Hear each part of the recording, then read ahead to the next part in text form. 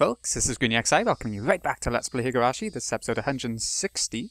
In the last episode, or recently at least, we had Rika and Hanyu sort of arguing about whether there was hope and faith left in this world. We had Rika trying to get the help of Uishi and the Okinamaya sort of police, not station, but the police, to protect her actually from people who are meant to be protecting her in the first place, the mountain dogs, who she doesn't think actually is protecting her. Or is she getting paranoid? Oh. So we're going to see how the rest of this chapter plays out. And I think it's going to be the end. But I thought that in the last chapter. So it depends on how quickly they get through events, I guess. So, let's go. I was left with nothing else to do after washing the dishes and cleaning the room. The mountain dogs and police were protecting me. Just in case, I figured I should leave something behind for Sadako. Should I write down some recipes for her in the notebook? Would she be happy if I leave a will for her? I laughed at my own foolishness. No one will be happy to read a will. True. If I die, they'll be devastated and wonder why I didn't talk to them. That's exactly how I felt when Sadako didn't ask for any help when her uncle was abusing her. I wonder, will I be killed before Sadako even comes home? My memories of these days are never very clear. The day I die is always vague in my recollections. It's fine if I'm murdered before Sadako gets home, but if I'm murdered after, then would they kill her along with me? I don't want that to happen.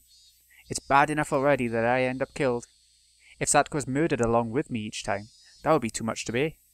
Just how much have I ignored other people's sadness with that rash idea that the world ends when I die? Thinking about that made me feel truly ashamed of myself. I turned on the TV to try and reduce the silence, but it didn't help at all.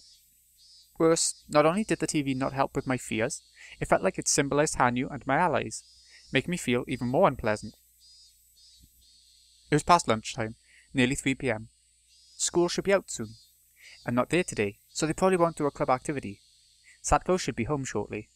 It seems I'm going to survive until she gets home after all.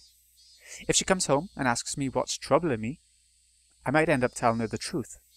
If I talk to someone, that person will be demoned away by the mountain dogs. That's why I've never spoken to anyone about it. I didn't want my friends to get into danger, but if Sadako was also murdered, likewise in every world, because she was involved with me, then we're doomed to share the same fate. It's better to know the truth than to be killed without knowing what's going on, but I'm under very strict security right now. I might be able to survive in this world. If that's the case, I shouldn't talk to Sadako about it. It won't be so easy to talk to my friends after all. Moments later, I heard a surprised yell of Sadako coming from downstairs. She'd returned. It sounded like she was scared to see a stranger in our home. I'd have to tell her that the police were here. That would be tantamount to telling her that someone is out to kill me. I don't know how to explain it to her, or how much I should tell her. However, my thoughts were soon interrupted by the noise of a crowd. Sadako hadn't come home alone. I'm home. Hey Rika, what's up with that officer downstairs? Oh, why is that guy guarding your house? What the heck did he do? Mi-chan? That's not the right question. What happened to you, Rika-chan? There are some strangers on the shrine grounds too. Are they also police officers? This isn't normal, you know. We don't know what's troubling you, but we're all here to cheer you up. Looks like something bad is going on. Ah. Ha. I couldn't stop laughing. Upon seeing everyone rush into my house all asking the same questions, it made me feel as though being depressed all day had just been a waste of time. Rika, what on earth is so funny? You need to explain to us what's going on. There's nothing to explain. I'm getting murdered today. What? Everyone already knew that I'd been telling people about how I was going to be killed, but they were surprised to hear it from my own mouth.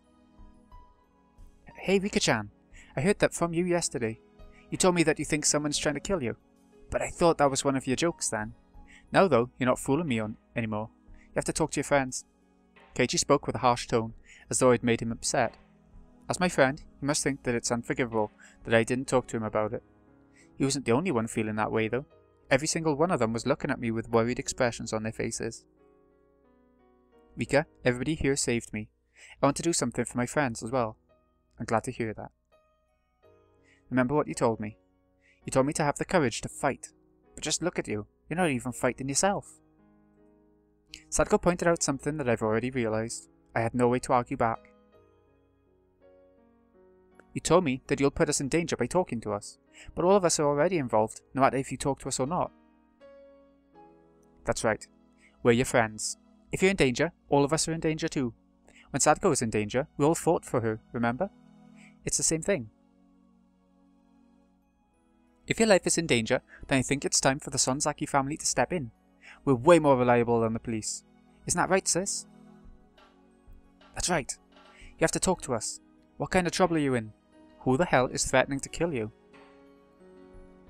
Based on how you're acting, I assume you don't even know who it is. If you did know, it wouldn't be as big of a problem. Meep. You're so smart. You know everything, even though I haven't talked to you yet. This is not a time for jokes, Rika. You must talk to us. What's happened? What's this all about? You don't call the police unless you're really in danger, no? How dare you talk to the police before talking to us? Is the cause something you're uncomfortable talking to us about? Rika would never have any issue that would be uncomfortable to talk about. Calm down, Satko. Rika-chan's the leader of the Furude family. She's worshipped as the reincarnation of Oyashiro-sama in this village. She might have been in trouble for a long time, even though we didn't know about it.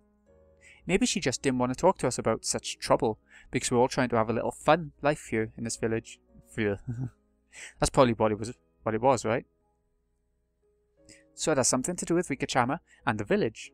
It must involve those crazy old people who worship Oyashiro-sama. So it must have something to do with the curse of Oyashiro-sama. I know. I bet it's related to what happened to Tomitaki-san and Takano-san. Why would Tomitaki-san's murder cause Rika-chan's life to be in danger? That's too big a leap. It's crazy just to think that someone is trying to kill her anyway. Rika-chan is bound by more obligations than we know, and she probably couldn't talk about them. I'm right, aren't I? It's not a very fun topic, which is why you couldn't tell your friends, right? I cannot believe this. Is it really true, Rika? Is it really true that you're involved in Tomitaki-san's murder case? I remained silent, but with my mouth open. I hadn't answered any of their questions, but they continued to ask, and it eventually hit the nail on the head. It was more surprising than anything. But then again, these are, after all, our beloved clubmates. I laughed once more. My issues and my secrets are so devastating to me, but they stopped sounding like such a big deal when everyone talked about them together. They knew exactly what was going on without me saying a word. In that moment I realised just how powerless I am. I had to tip my hat to them. Everything seemed so foolish now. And so I decided to just tell them everything. If you want me to talk, I will. But I'm sure you won't believe me. We will. As long as you tell us the truth, we'll never doubt it. Everyone's expressions turned grave as they vowed not to make light of anything I told them. And so, I'm going to tell them everything. I want to see if they really will believe me or not. In that case, I'll tell you. I think I'm being targeted by the same person who killed Tomitaki and Takano. Then, are they the true culprit behind the series of mysterious deaths? I don't know about that, but it is possible. I don't understand. Why would Tomitaki-san and Takano-san's murderer also want to kill Rika? Ushi thinks Takano is the culprit. Okanogi thinks that Irie is the culprit. Either way, it sounds like someone from Tokyo is trying to kill me. I can't tell if it's Takano or Irie, but I do know that to them, I'm like a trump card. In order to explain everything, I'd need to talk to them about the relationship between Hinamizawa, Tokyo, and the Irie clinic. I don't think they'll believe me. It's such a ridiculous story. But who would ever believe it if not my friends? You'll all be in danger if I talk to you about this. Are you sure you still want to hear it? Of course. If you're in danger, we're in danger. Everyone nodded at Keiichi's words. Well, I'm going to see how everyone reacts. I'm going to ascertain what friendship is all about. With a nod of my own, I opened my mouth and began to explain. It's a disease unique to Hinamizawa. I'm not sure what it's officially called, but I've always known it as Hinamizawa syndrome. Everyone glanced back and forth at each other when I mentioned the term. They'd never heard of it before. She's explaining what's going on, like, as the main staple of every sort of arc, isn't she? The name Hinamizawa syndrome has actually been around since before the war. It's a general term for the severe homesickness and mental instability that people from Hinamizawa experience when outside the village. People in Hinamizawa have refused to leave the village since the era of Onagafuchi. The villagers believed that they'd be cursed by Oyashiro-sama if they left, and people who did often come back because of that curse. In general, it used to be thought of as only severe homesickness, but during the war, soldiers from Hinamizawa became mentally deranged in faraway places. That does sometimes happen in war. What was unique about the soldiers from Hinamizawa was the way that they killed their own comrades and committed suicide at the end. One doctor became curious about these cases and studied those soldiers. That's when they found out that it was actually a disease only found out in Hinamizawa. According to this doctor, their strange behaviour was not the result of their culture, it was a mental disease triggered by external circumstances. A mental disease with an external cause is different from a psychological illness. It's the result of some kind of physical disorder that causes people to become mentally unstable when something triggers it. There are three categories of externally caused mental diseases: traumatically induced, substance abuse induced, and chemical imbalance induced. Traumatically induced disorders are cases resulting from damage to the brain from trauma or infection that influences the mind. This is the reason personalities can change as a result of head injuries. Substance abuse, as the name suggests, refers to cases where drugs, especially alcohol or stimulants, have influenced the mind. The last category is chemical imbalances. These are cases where some ailment in the patient's body causes abnormal secretions of bodily chemicals, which then influence the brain's functions. This may sound odd, but it's been said that people tend to become depressed when they have a cold. We've all experienced the ways in which physical sickness can cause a build-up of negative emotions. However, with chemical imbalances, the cause is more direct. But that makes sense, doesn't it? Because you always sort of wrap yourself up in bed and try and sleep it off. And that's sort of partially to rest up and make yourself better, your body better. But it's also because you're feeling so down, you just don't want to try and fight it physically, I don't think. People's emotions aren't born from our hearts. Everyone should know, logically, that they're the result of chemicals secreted by the organs in our body as necessary. So when the organs operating the secretion of those emotional controllers malfunction, it causes them to secrete abnormal amounts. The thyroid gland, for example, secretes hormones that regulate emotions. When that gland is defective, the balance of those hormones becomes unstable. This can cause people to have not only a physical sickness, but also a mental sickness such as depression. People don't get mentally ill just because of mental problems. Human beings are made out of meat. We get mentally ill when that meat is defective. That's an odd way of putting it. The doctor studying Hinamizawa syndrome also came up with a theory. He suggested that there is a pathogen endemic to Hinamizawa that, if its hosts stray too far from home, affects the chemicals in their brain and causes them to hallucinate. The villagers' belief in Oyashiro-sama is certainly related to this endemic disease. People in Onagafuchi village knew about this syndrome.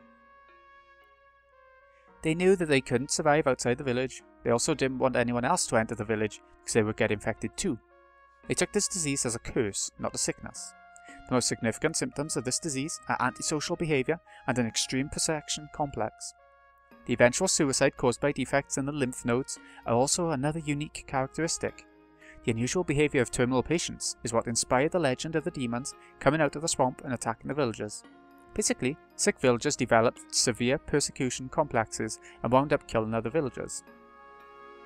After a long time, survivors of the disease started to comprehend its rules. They discovered that the disease is incurable once you contract it. That's why they started barring outsiders from entering the village. Also, once you become ill, you will begin developing a persecution complex. This can happen to anyone in the village. The doctrine of Oyashiro-sama says that the blood of humans and demons was mixed together, and that Oyashiro-sama has control over the violent blood of the demons. People said that you'd be cursed if you didn't follow Oyashiro-sama's rules. That could also be understood to mean that as long as you followed Oyashiro-sama's rules, you could cope with this endemic disease. This is what was meant by the scripture in Oyashiro-sama's legend that said they appeared, unified the humans and demons, and made them live together in the village. Then there was the most important part, the rules to prevent symptoms from appearing. Those rules are the taboos, and people were strictly taught that Oyashiro-sama would curse them if they broke those rules. The horrible, bloody traditions of the village were probably performed in order to force people to respect these taboos. There are several ways to keep the disease under control, but there are two main conditions for doing so. The first one is to prevent suspicion. When the villagers are suspicious of someone, it can trigger their persecution complex, which can lead to them developing terminal symptoms. That's why they made sure to have such a tightly knit community, so that people wouldn't suspect each other. Since the terror of Oyashiro-sama's curse is emphasized, many don't know this, but she's also a god of marriage and neighbourly love. However, this condition is not as important as the other one. Indeed, Oyashiro-sama isn't even recognized as a god of friendship in Hinamizawa anymore, and is only worshipped as such in Okonomiya's Hirasaka district. Now for the other condition. This one's much clearer and was practiced more strictly. If villagers leave Hinamizawa, they will fall ill quickly, proportional to the distance from the village. Villagers nowadays will not get sick as rapidly, even if they leave town or even go out of the country for a long time. However, long ago, they would fall ill as soon as they left the village. It's excuse me. It's very unfortunate that Keiichi got infected so soon after he moved to the village. It was also very unfortunate that he got sick just because he left the village for a few days to go to his relative's funeral in that one world. That's why Hanyu felt so bad for him that time, and kept on apologising over and over. He heard sorry, didn't he, from Rena, or what we thought was Rena.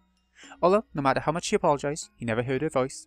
This turned into a long discussion, but these rules etched around Oyashiro-sama's curse represent the ancient wisdom of how to cope with the Hinamazawa syndrome. Is there any way to use this mental disease for military purposes?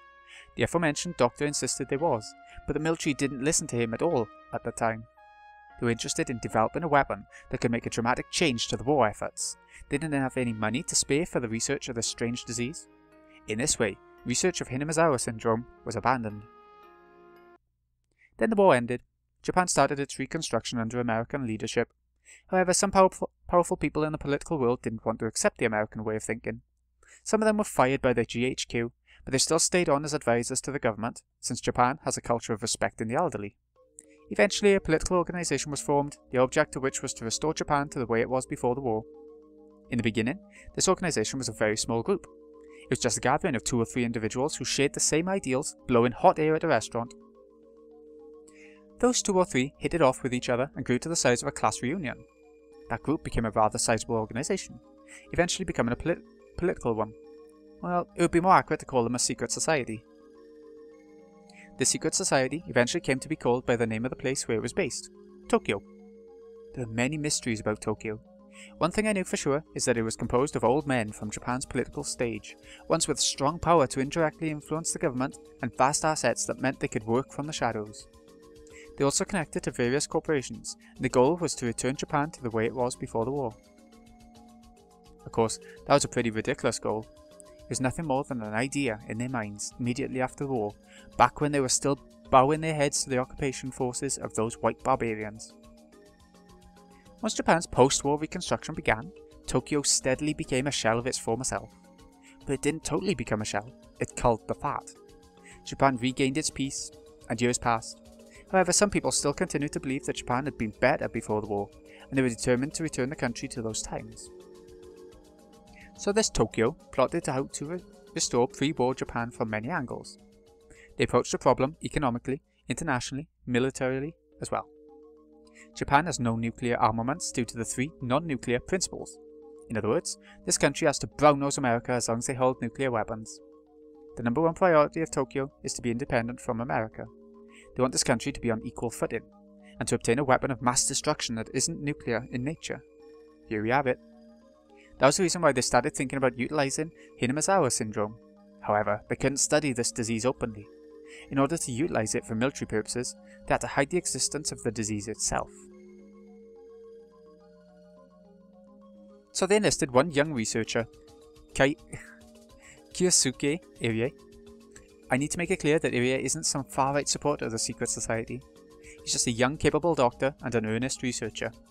He published an innovative thesis, but other academics thought he was too radical. However, that convinced Tokyo that he was the only researcher suitable to study Hinamazawa syndrome. As someone young and ambitious, Irie was thrilled to take on the project of studying this rare disease with a large budget, a large staff, and his own facility. But researching the disease would mean that he'd end up infected too. No one would want to take on such dangerous research. He really was too young. With his other option being wearing down his youth working hard at the night shift for a local practice, he wanted to answer the expectations of the sponsor who carefully selected him.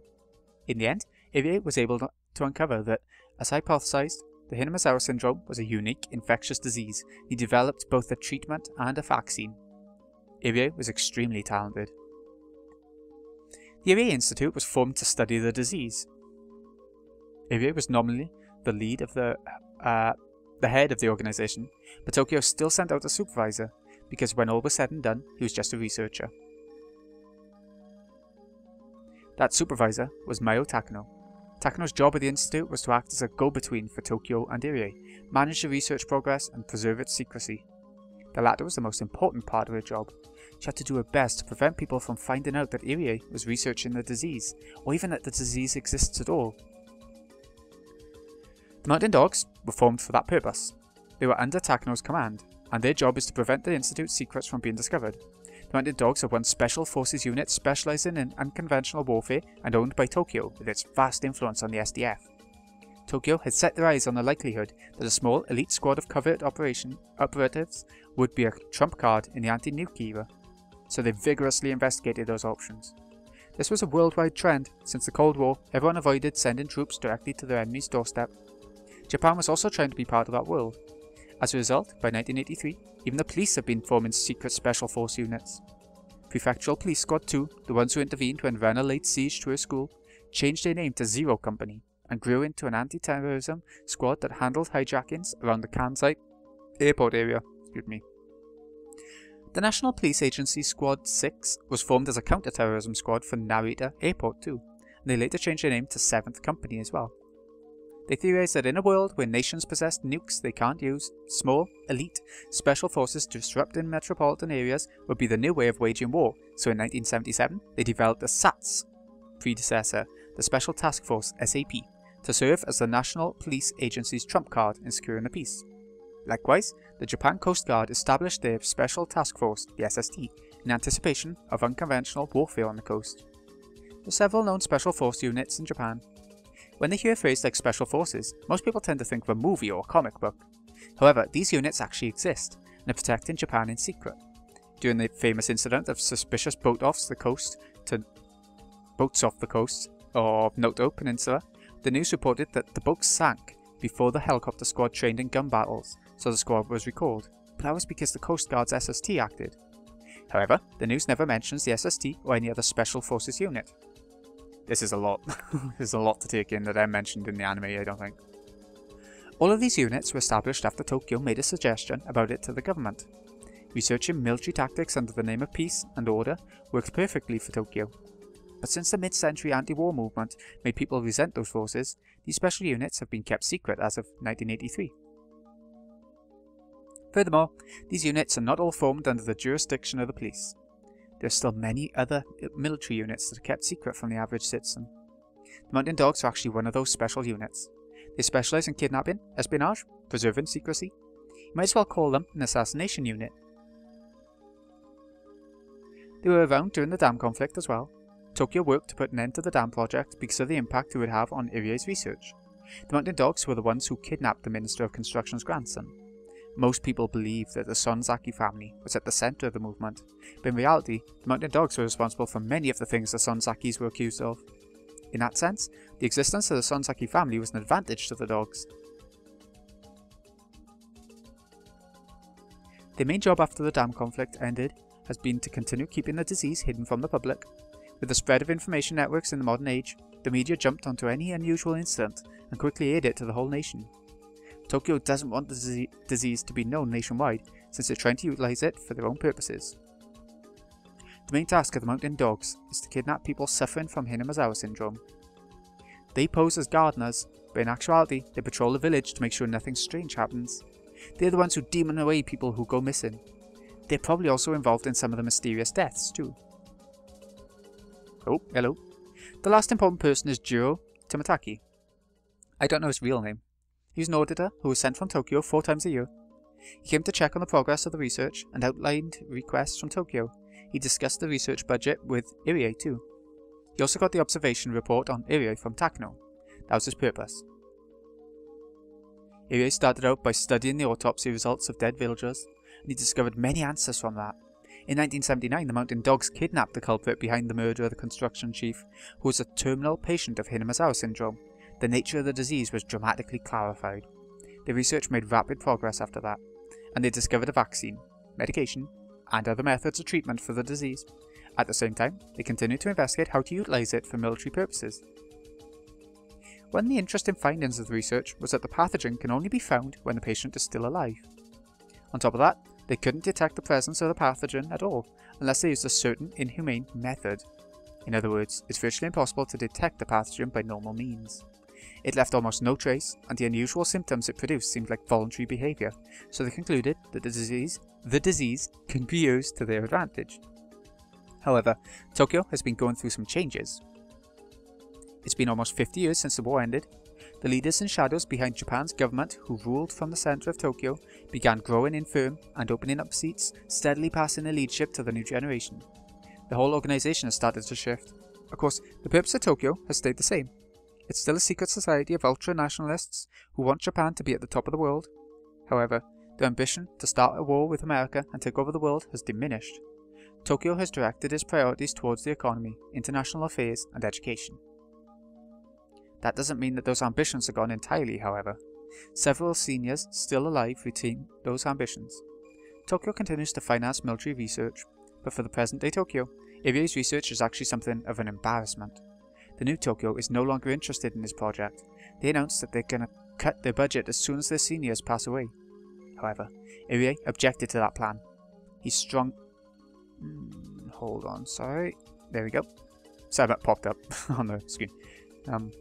He strongly appealed for the continuation of his research. This is what Okanagi was talking about. Irie is in disagreement with Tokyo.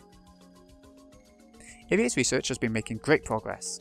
They've discovered various treatment and testing methods, and he's even starting to develop a treatment plan for the whole village. If they cut his funding, Irie's research would end without any results.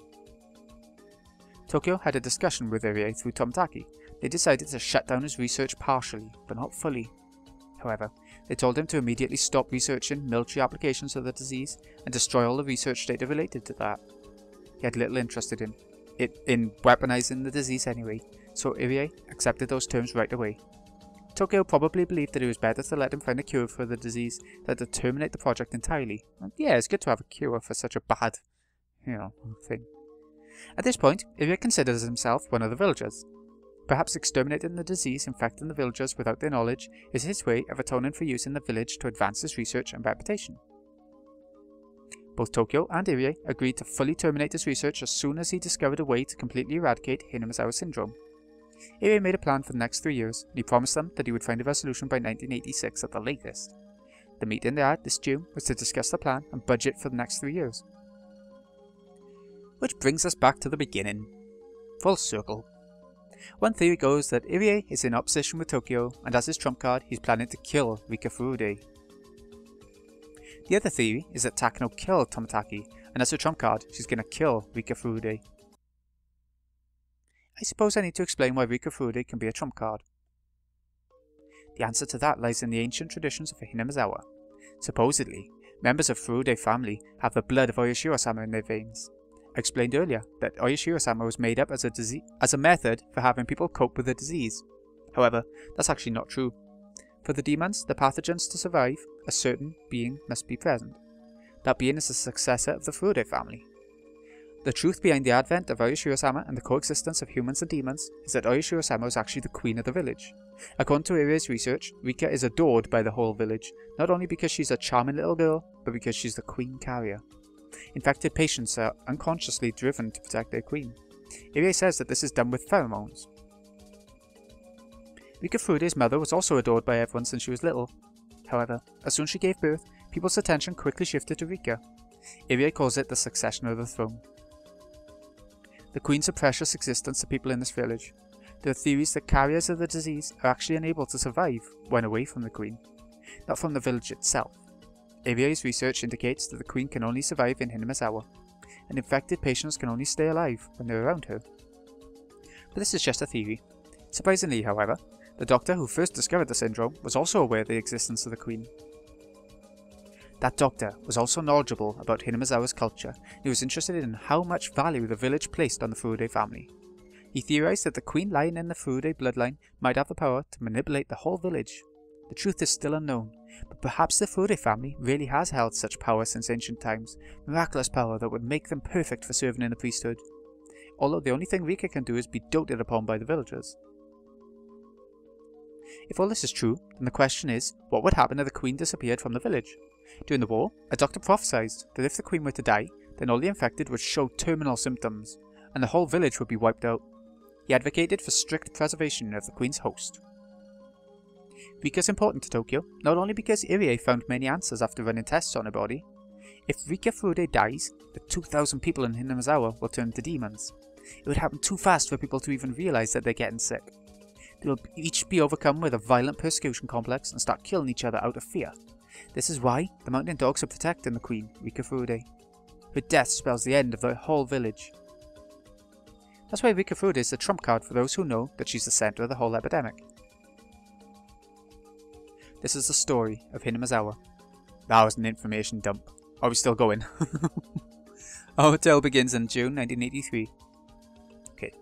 Tokyo's liaison, Tomitaki, was found dead of the disease, even though he was vaccinated against it. On the same night, Takano was also kidnapped and murdered, though I don't know for sure if she's really dead or not. Rika is also going to be murdered soon enough. While I've suspected Irie and Takano, this was my first time doubting Tokyo. I also thought that they were on my side. They had to be. My death would lead to nothing but disaster. At the same time, there might be people within Tokyo who could use my death as a trump card. I never considered that there were opposing factions within Tokyo. I guess I was naive enough to not realize that Tokyo had internal problems due to the generation gap. Anyway, I wouldn't be feeling this way if I didn't suspect that Takano might still be alive. I feel like I'm starting to see the greater picture. It's possible too that Takano's the victim and Irie is the bad guy. The mountain dogs might be on my side, or there might be assassins who are trying to kill me. I was too scared to choose a wine that might be at risk of having something poisonous mixed in. Good metaphor. In which case, I could rest assured with a fresh, unopened bottle, even if it was a little bad. After telling everything to my friends, I finally realised that I could only trust them and the police. I'm really dumb. I thought I was thinking so hard, but I never actually understood anything. After all this time, I made things clear just by talking about them with my friends. I'd never thought it would make such a big difference. That was a biggie. It explains... I think it filled in bits and pieces for me, but at the same time, it was a biggie. A lot to take in. Meep. And that's the end of my story. As I thought, everyone was staring at me with their mouths open in shock. Even Oishi wouldn't believe a story like this. That's only normal. I'm sure I sound like a crazy person. Sadako, we go to the clinic every week to help with Irie's research, right? We're actually not just helping him. We go there so you can get treatment. I remember, you told me that Sadako is ill. Me? Ho ho ho. As you said, it's not only me, but the whole village that's infected with this disease. Why would I have to take the shot every day, and not everyone else? I thought it was just a new type of vitamin that the coach is developing. At one point you were a terminal patient, Sadako. That's why you need 2 shots every day to keep your symptoms under control. Irie is very passionate about saving you, but you still can't find a better treatment than that. Don't think he's not still working hard to find a cure, though. Don't you joke around. I thought we were getting financial support by aiding his research. I don't want to get those shots every day for the rest of my life. Sadako looked upset that she had been completely ignorant of all this. She also didn't want to accept the reality of having to manage her condition. Her fake laughter sadly echoed in everyone's ears. Keiichi opened his mouth to speak. So, if she misses a shot, she'll react like she did the other day? There was a day where she forgot to take her shot. She convinced herself that the principal was her uncle. Her fear escalated, and she thought her uncle came inside the school to take her back home. Once she feels that way, there's no turning back for her. Yes, she will. That's why I tell her to be sure to take her shot every day. I don't believe you. What do you mean I'm a terminal patient? Why me exactly? I refuse to believe it. When did I even become so sick? Sadako's face contorted as tears began to flow from her eyes. I shouldn't have said this. Sadako's starting to remember something she's not supposed to. I'm sorry, Sadako. You don't have to remember. That was just an accident. It wasn't your fault. Gh. No, this is a lie. You're just lying to us. Ugh. The others probably had no idea what Sadako was talking about. They don't need to know. They don't want to know about it because they're her friends. Rena gently touched Sadako's shoulder. She gently touched mine too. We believe your story, Rika-chan. Thank you. And you've been carrying such a heavy burden for a long time. I'm proud of you. You've been struggling all alone to this day. I never thought Rena would say something like that to me. My eyes were filling up with tears. It's difficult to have a secret that you can't tell people. Mine was hardly a big deal compared to yours, but I can still sympathize with you. I agree. You've done your best too, sis. I often shift the blame onto you to relieve myself, so I can tell. Bitch. You're gonna believe my story? Of course. We said we'd believe you. It's a bit of a relief, since a lot of my questions about this village are answered now. So, is everyone in this village infected by that disease? That Higurashi syndrome? Yes. Everyone's infected. But unlike hundreds of years ago, this disease is much weaker now. That's why people can survive even if they move far away or go somewhere far for a trip. But some people still get sick, right? I'll never leave this village again. Even if you do get sick, you can still control the illness yourself. It's very simple, yet very difficult. If you think you might be suspicious of someone, don't be. Continue to trust in them. When you become too suspicious of someone, that suspicion will degenerate into a persecution complex, and it'll be too late. So long as everyone stays friendly and united, we'll never have to worry about this disease. This disease starts with anxiety. Modern people don't believe in curses the way people long ago did. That might be why you're more tolerant to the disease. I see. Then we should be fine. Yep. We're friends and we're family. We would never suspect each other. I'm going to believe everything that you said today. You couldn't talk because you were afraid that the mountain dogs would hurt us, right? I nodded quietly. I don't want to think that the mountain dogs have bugged this room. But if Higurashi overhears this conversation, they'll definitely kill not only me, but all my friends tonight. And they're a bit late for that now. Like I'm the Yud already. That's true no matter who my enemy is. Well, sounds as if we should all get ready for battle. Let's sum up the story. Someone might come and kill you, knowing that your death will cause chaos and destruction in the village. Is that correct? They'll definitely come for me. You sure? Will they get rid of their trump card that easily? She's quite right. A trump card's like a pile of gold. Isn't it better to keep your hands on it? Sadko's eyes were still swollen, but she had stopped crying. But think about it, Sadko. If you have more than one trump card, you'd want to play one of them right away. That's true. It's more effective to have more than one hostage. One hostage is not as valuable as many of them. Anyway, we don't know anything for sure, and that means we can't be too optimistic. Everyone nodded in unison. What do you think about the mountain dogs? Do you think they're our enemies? That's not even a question. They're like wolves trying to watch after the sheep. Just think of all suspicious people as bad guys. We need to seek help from someone who has nothing to do with Tokyo. I agree. I think you made a good choice by seeking help from the police. Ushi-san's on our side, right? Yes. Ushi doesn't know everything yet, so he thinks that the culprit behind the curse of Aoshiro-sama is Tagdemi. Yeah, we got it. I think you should talk to Ushi-san too. We need help from some adults. But that's pretty risky. What if they don't believe her and step away from the investigation? We should still talk to him. He said that he's going to retire this year, and that it's his last chance to avenge his old friend. Hold on. Okay. I'm sure he'll believe any story, no matter how wild. Yeah. He helped us when we were trying to save Satko-chan too. I think he'll remain on our side. Okay. Let's talk to Urishi. Where's he now? He's out in Gifu Prefecture. He went to check on Takano's body. Oh. She was found in Gifu, right? Burned to death inside an oil drum. Why does he have to go there directly to check on her?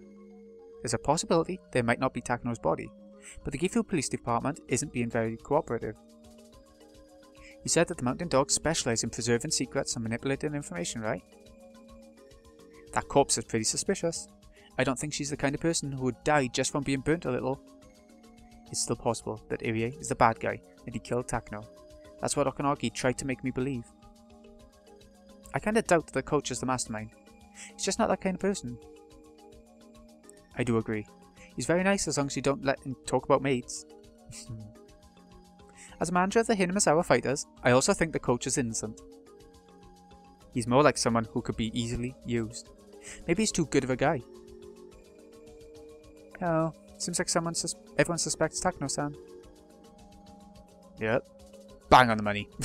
Well, we're just saying, if we compare the coach and Takano-san, you know? Takano-san would be pretty upset to hear that. Everyone laughed as though we were in the middle of a club activity. If they're after my life, they'll kill everyone here. How fun. It's very possible that they'll all get involved in this mess, and they know that. That they could still laugh. It's really significant, I think. I started laughing along too. It's odd that Takano-san's body was found in Gifu. If someone wanted to make it look like she killed Tomoaki, they'd hide her body somewhere nobody would ever find. Burning her body in the middle of the woods is like begging people to come across it. Yeah, that makes sense. It's like they're trying to force an unidentified body to the Takano-san, just because it was found outside the prefecture and the police here can't investigate further. That's the specialty of the mountain dogs, right? I think it's pretty obvious at this point. The mountain dogs are working for Takano-san, right? And the leader of the dogs is saying that the manager's pulling the strings. I bet Takano-san and them are working together. Tomitake-san died the way he did, so the coach would be suspected. But Tokyo is the only organization who would suspect the coach. They also found the body of the true mastermind, Takano-san. Tokyo will suspect that the manager killed both of them. I see. It's a well-planned setup, though it's not perfect. It sounds like the mountain dogs are setting the coach up. Well, I think we should talk to coach directly. That's the best way to go about it. That's a good idea. I can tell if he's telling the truth or not, just by looking into his eyes. Ah yeah, you're good at that, Veteran-san. Mountain dogs are also running security on area right now. You might not be able to get on the phone. Oh, that sounds even more suspicious. I hope the coach isn't in danger right now. Me too. If I was a member of the mountain dogs, and I was going to set him up, I'd kill him before he said something I didn't want him to say. A dead person can't say anything. No? Ushi will return as soon as he takes care of business in Gifu. I don't know what time that will be, but he'll be here for sure. As one, everyone glanced at the clock. It was already past 6:30 PM and started to get dark. No wonder I'm so hungry. We'd usually call it here if this was a normal day, but everyone decided to stay until Ushi came back and discuss what to do. Can I use your phone, Rika-chan? I need to call my dad and let him know that I'm going to be late tonight. I need to call my mom too. I have to call Granny and tell her to order something for dinner tonight. Heh. You'll be in big trouble later. We have to get something to eat for those officers too. We can order some sushi. Yay! Oh, I haven't had sushi in ages. Everyone had a sensitive reaction to the word sushi. Their stomachs were empty after all. The same should be true of those officers too. Are we going to order something too, Rika? I don't feel we have that kind of money. Sadko, why don't you cook a stir-fry for everyone? Huh? I can't. I've never cooked for this many people. Sadko's stir-fry?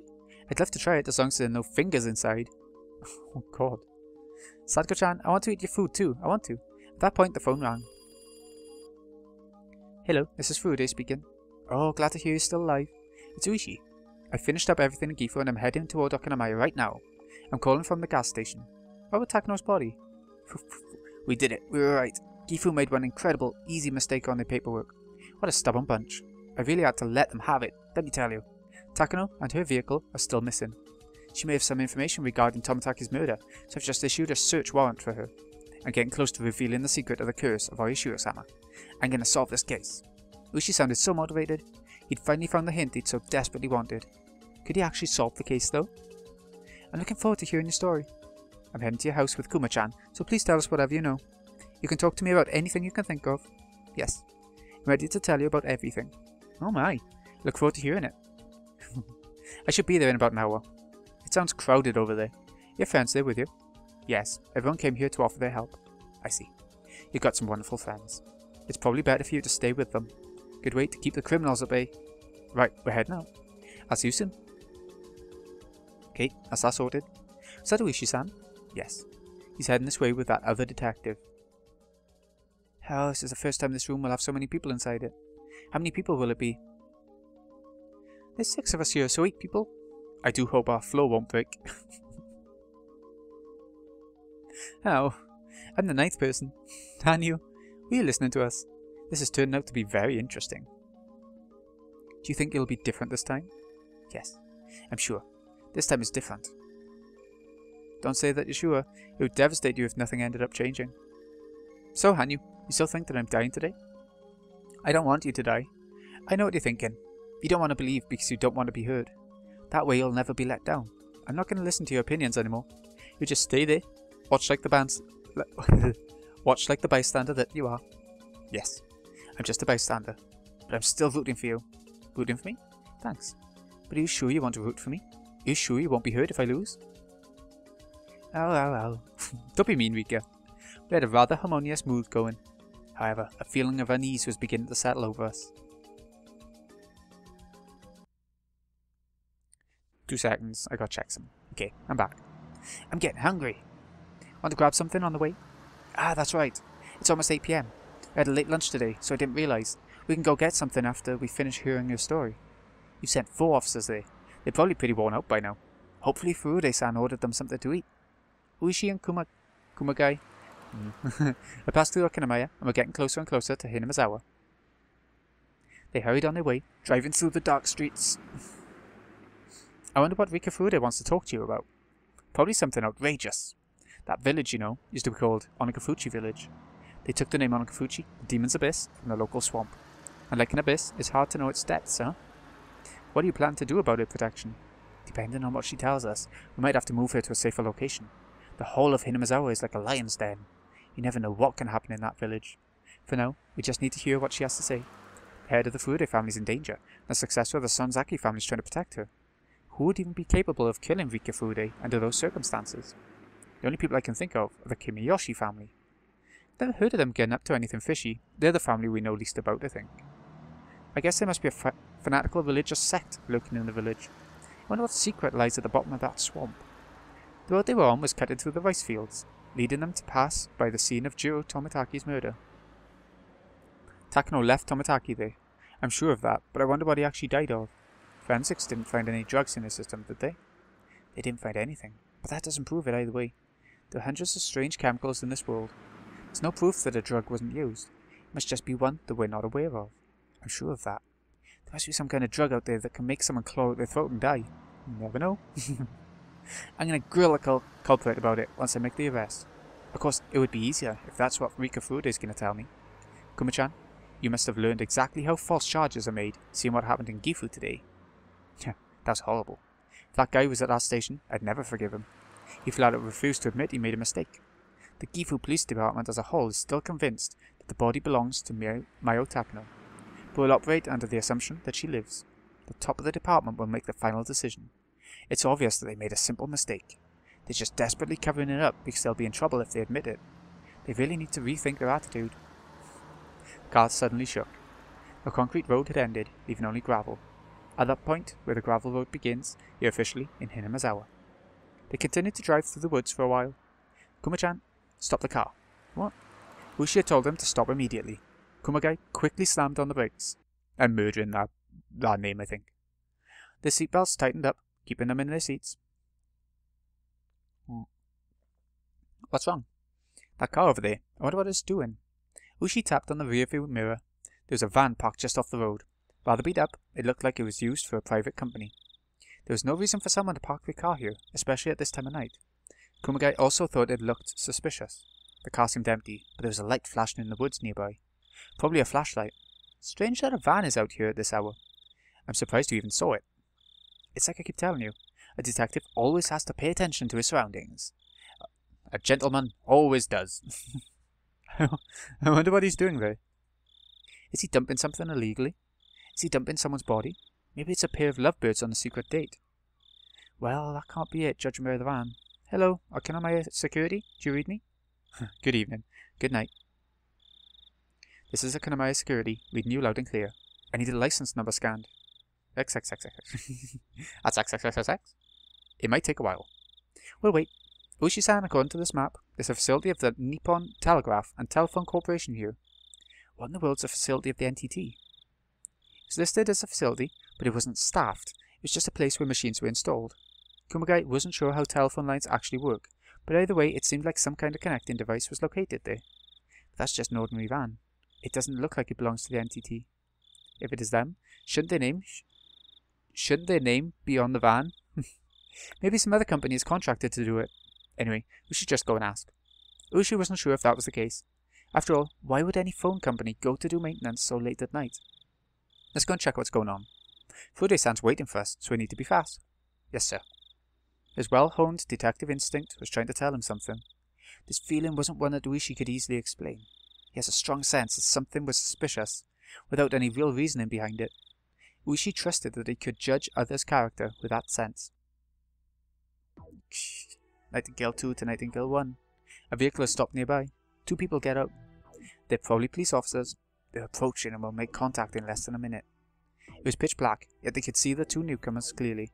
They were probably using a night vision scope. Roger. Attention all units. Nightingales 2 through 5. Wait for the green light. Nightingale 7 and 8. Make sure the surrounding 100 meters are clear. Roger. Nightingale 4 and 5, do you copy? Nightingale 4, roger. Nightingale 5, roger. 7, roger. 8, roger. This is Nightingale from HQ. Nightingale from HQ. There's been some trouble during the modification of the phone facility. There are 2 police detectives. We request clearance to open fire. Roger. Wait for the order. By the time Higurashi and Kumagai reached the phone facility, they were being watched from all directions. There were 2 pairs of binoculars and 2 sniper rifles pointing at them. The mountain dog operatives worked in 2-man units, a sniper and a spotter, to secure the means of retreat. They had all taken different positions so that they could shoot Higurashi no matter where he tried to run. They were all in camouflage suits, hiding deep in the woods. Higurashi, of course, had no chance of spotting them. The snipers had their rifles trained on the detectives' heads. Higurashi and Kumagai had no idea that they were on the verge of losing their very lives. The snipers' rifles had their safeties on, but a flick of their thumbs would release them. In other words, they were ready to shoot if given the order. The detectives found the fenced-in machinery right behind the parked van. There was a sign there saying that it was the property of the Nippon Telegraph and Telephone Corporation, and another sign warning people to keep away.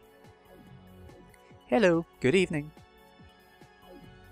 Sorry, but could you step back? We're in the middle of a maintenance operation. There are 4 men working there, wearing blue overalls. They had a toolbox open and were working on some wires. Sorry to interrupt. We're from the police. We were wondering what you guys were doing, since it's pretty strange to see a van parked out here. Good evening, officers. We're almost finished here. Who are you guys? You're not from the NTT, are you? Oh, we're not, no. We're from Okanogi Electrics. Huh? Oh, sorry, I'm out of business cards. Okanogi Electrics. Where's your office located? Well, it's in Akanamaya. Could you give me the phone number and address of your office? Why do you want to know? You forgot the telephone number? Higurashi looked at them with a piercing glare. The response was very suspicious. Usually the vehicle of an electric company is full of various types of electrical equipment and repair tools. However, the van parked there had nothing inside. It looked just like an ordinary car. Also, a company vehicle usually has the name of the company painted on it. But this one was just a plain van with no markings on it. None of that was the reason that Higurashi found them suspicious though.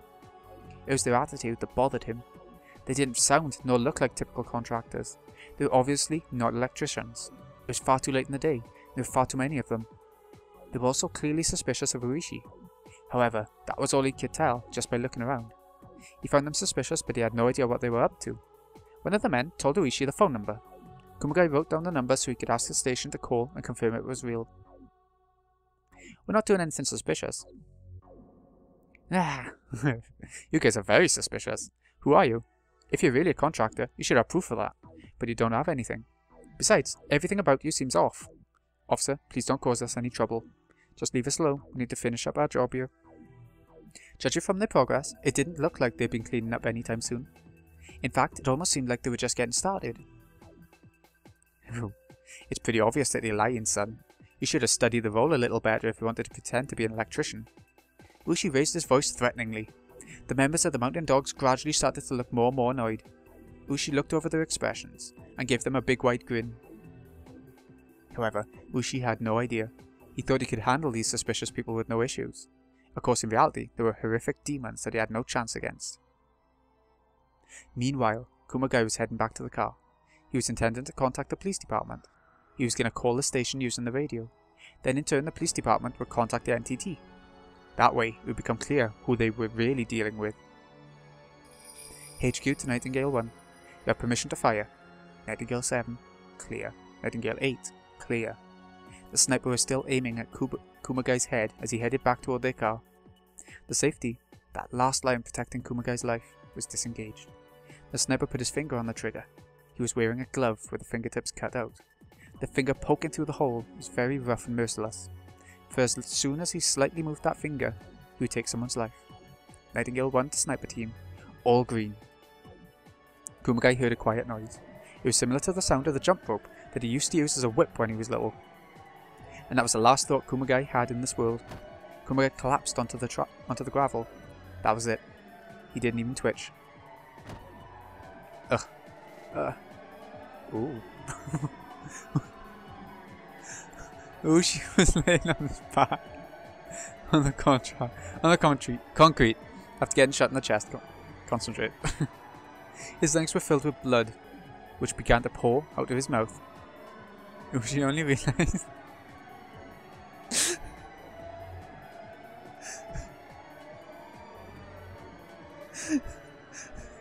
I'm sorry.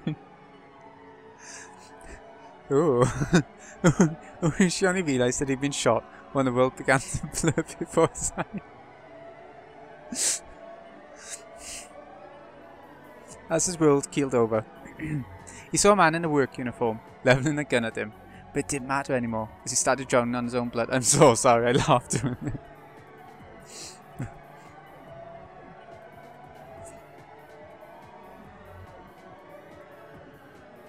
That was meant to be such a serious part. Oh. This is a Kanamaya security. We've scanned the license plate number. Detective Uishi? Detective Uishi, please come in. Huh? Did we lose the signal or something? Detective Uishi, come in. He's not answering. Uishi-san wanted a plate number scanned. Whose car is it? It's just a villager's car. No one special. Who is it? It must be someone suspicious if Uishi-san is asking about them. It really seems like nobody out of the ordinary. No accidents. No tickets. He probably got pissed off after that car passed him or something. He can be a pretty stubborn guy sometimes. This is Nightingale. Both targets eliminated. Resuming the mission. Roger. Be sure to dispose of their vehicle. Major, Nightingale just terminated 2 officers. Resuming the mission. Sweet dreams, Uishi-san. Too bad he was getting so close to catching me. Can I get a cup of coffee? Absolutely. This is getting complicated. There's still several officers at R's house, and her friends are there as well. Look at her new clothes! Oh. R must know that she's getting murdered tonight. Someone is leaking information. I think we should postpone the plan. We have to have her corpse by tomorrow. That's what's most convenient for the people in charge. We have to execute this mission tonight. The crucial part of this final mission was the death of Rika and what came after that. They couldn't just kill her whenever they wanted. Doing it at the right time was vital. Maybe she's panicking at the dog's excessive security? No.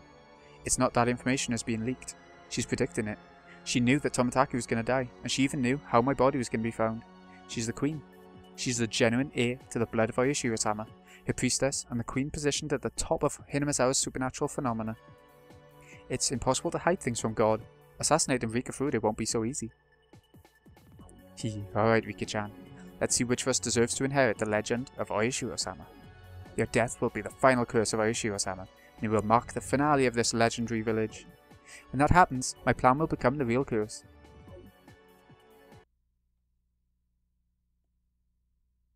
Oh, back to them. I think it's going to be one of those long chapters that we have like every arc. Good job I got a drink with me. I'm sorry if you hear me gulping and crap. It's not the best. It was now past 8 PM. Mion ordered some noodles for us, her treat. We also ordered some food for the 4 officers, and we all ate together. We were supposed to call it a night as soon as we talked to Uishi, but he's still not here. However, we all took it easy, assuming that they'd get here sooner or later. It's getting late. Once you get to Hinamizawa, there aren't many places to get something to eat. I'm sure they're having a quick dinner before coming here. However, the 4 officers seem anxious. They all had families, but Uishi didn't tell them how late they'd have to be out here. They're hoping that Uishi will bring other officers to relieve them so they can go home. They called the station, but all they said was that Uishi was on his way, and we should wait, because he'll be here soon. That Uishi sure is late. I'm sure he's stuck in traffic. It's still rush hour.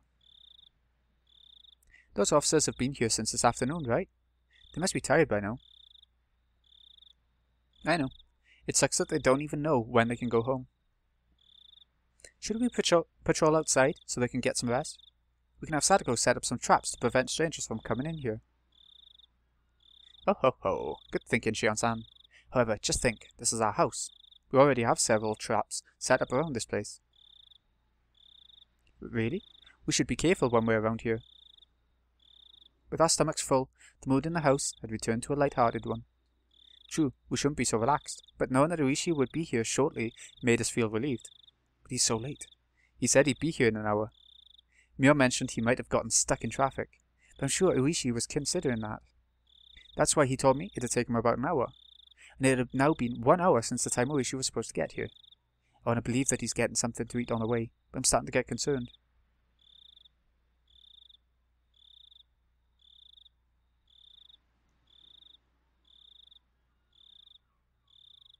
Uishi still hasn't shown up. It's almost 11 o'clock. The officers are completely exhausted. They had even started to smoke cigarettes outside. My friends are becoming tired too. Sato's yawning. It's way past our bedtime. Everyone else is getting tired and sleepy. We've been spending our time watching TV and reading manga. I can feel my fear succumbing to sleepiness. Today is almost over. I'm going to survive the day I'm supposed to die. Does that mean that I escaped my deadly fate? No, I'll have to fight endlessly from tomorrow on. I was going to discuss that with Uishi. Since he's not here, I don't know what to do from this point on. Suddenly the phone rang, breaking the silence. Is that Uishi-san? Hello, it's the Fude residence. I'm sorry to call you this late. This is Komiyama, calling from the Okinawa Police Department. By any chance is Detective Uishi there with you?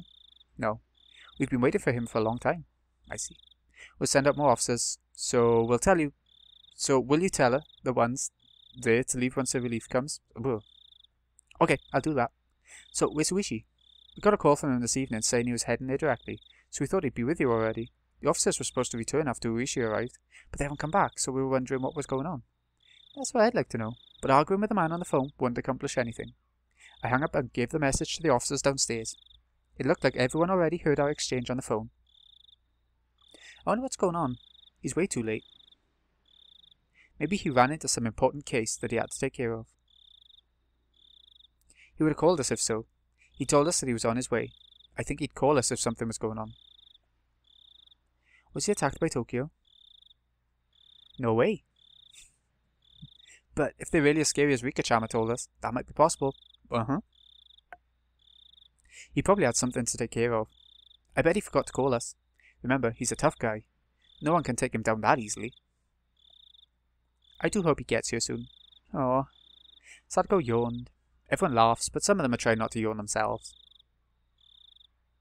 We can't stay up forever. We decided that we'd call it the night once the replacement officers arrived. I'm sure I've survived past the time I was supposed to die. That's probably because the police were protecting me. Perhaps both Takano and the mountain dogs are also on my side, and they took care of the murderer. I don't know who is changing my fate. Maybe my fate hasn't been changed, and I'm going to get killed soon anyway. I don't know if it's because of the police or because of the mountain dogs, but the only thing I know for sure is that I'm still alive. Soon I heard the noise of someone walking on the gravel on the shrine grounds. One of my friends suggested that it might be Uishi, but I doubt it. I don't want to expect him and be disappointed when it's not. I'm starting to think like Hanyu. Good evening, I'm Komiyama.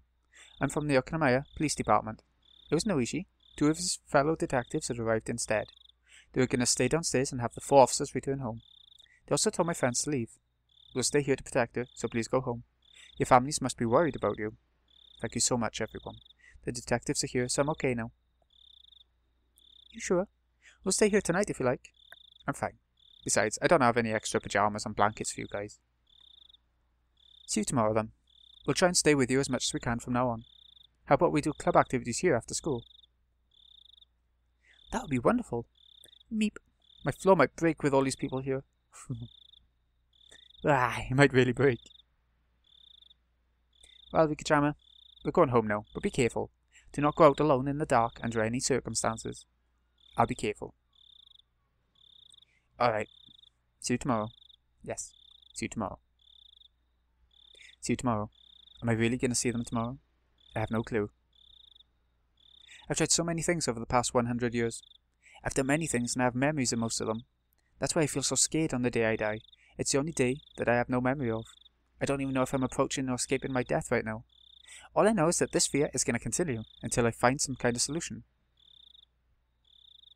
As I started getting ready to go to bed, Sadako suggested that I should sleep in my regular clothes, rather than in my pajamas. She was thinking that I should remain dressed, just in case someone tries to attack me in my sleep. It sounded ridiculous, but she was just trying to be considerate. I decided to do what she told me to. Sadako seemed so sleepy until a few minutes ago, but she suddenly started passionately explaining to me all the traps she set on the shrine grounds. Hey! She assured me that strangers will end up trapped if they try to sneak inside this building. To someone else, it might sound like she was just trying to brag, but Sadako was trying to make me feel better. After everyone else left, she noticed how scared I looked. Sadako's kindness and everyone else's kindness. I feel it was the right decision for me to talk to my friends, even if that won't end up changing my fate. Rika, Hanyu showed up again. She looked upset, so she was probably still thinking that I could get killed at any minute, but I'm actually starting to feel a bit better. I might get killed tomorrow, but I feel like I can rest safely at least tonight. I'm more concerned about the fact that Uishi didn't show up. Still, even if he didn't, the other detectives are here, and will stay on guard downstairs without sleeping. As long as they're here, I think I'll be safe tonight. What's wrong? Are you hungry? I didn't eat anything sweet today. Do you want me to drink some juice? Hanya would usually cheer right up when I suggested drinking some juice, but not this time. Her face looked pale, as if she wasn't even alive. Something out of the ordinary had clearly happened. What's wrong? It's almost time. That sounded far more like a declaration than a prediction. Even Hanyu doesn't have any memories of the death. There's no way she can tell when I'll be killed. However, she sounded so certain just now. Perhaps we can feel it in the very cells of our body. Our bodies understand fate far better than we do. Up until now I felt reassured that we could get through it somehow if we're all together. But as I clung to that life preserver with a hole leaking air, I was starting to drown in a sea of despair and struggling to keep my head above water. No, I can't let myself feel that way. I have to believe. It's okay, Hanyu. I'm gonna fight. Even if I get killed tomorrow, I'm not gonna die tonight. Hanyu just gave me a look of faint sadness. That silence told me that my pitiful hope was going to push me down to a futile reality. I stared at Sadako as she continued to brag about her traps. If I'm getting killed shortly, Sadako won't be safe either. I quickly interrupted her talk about traps.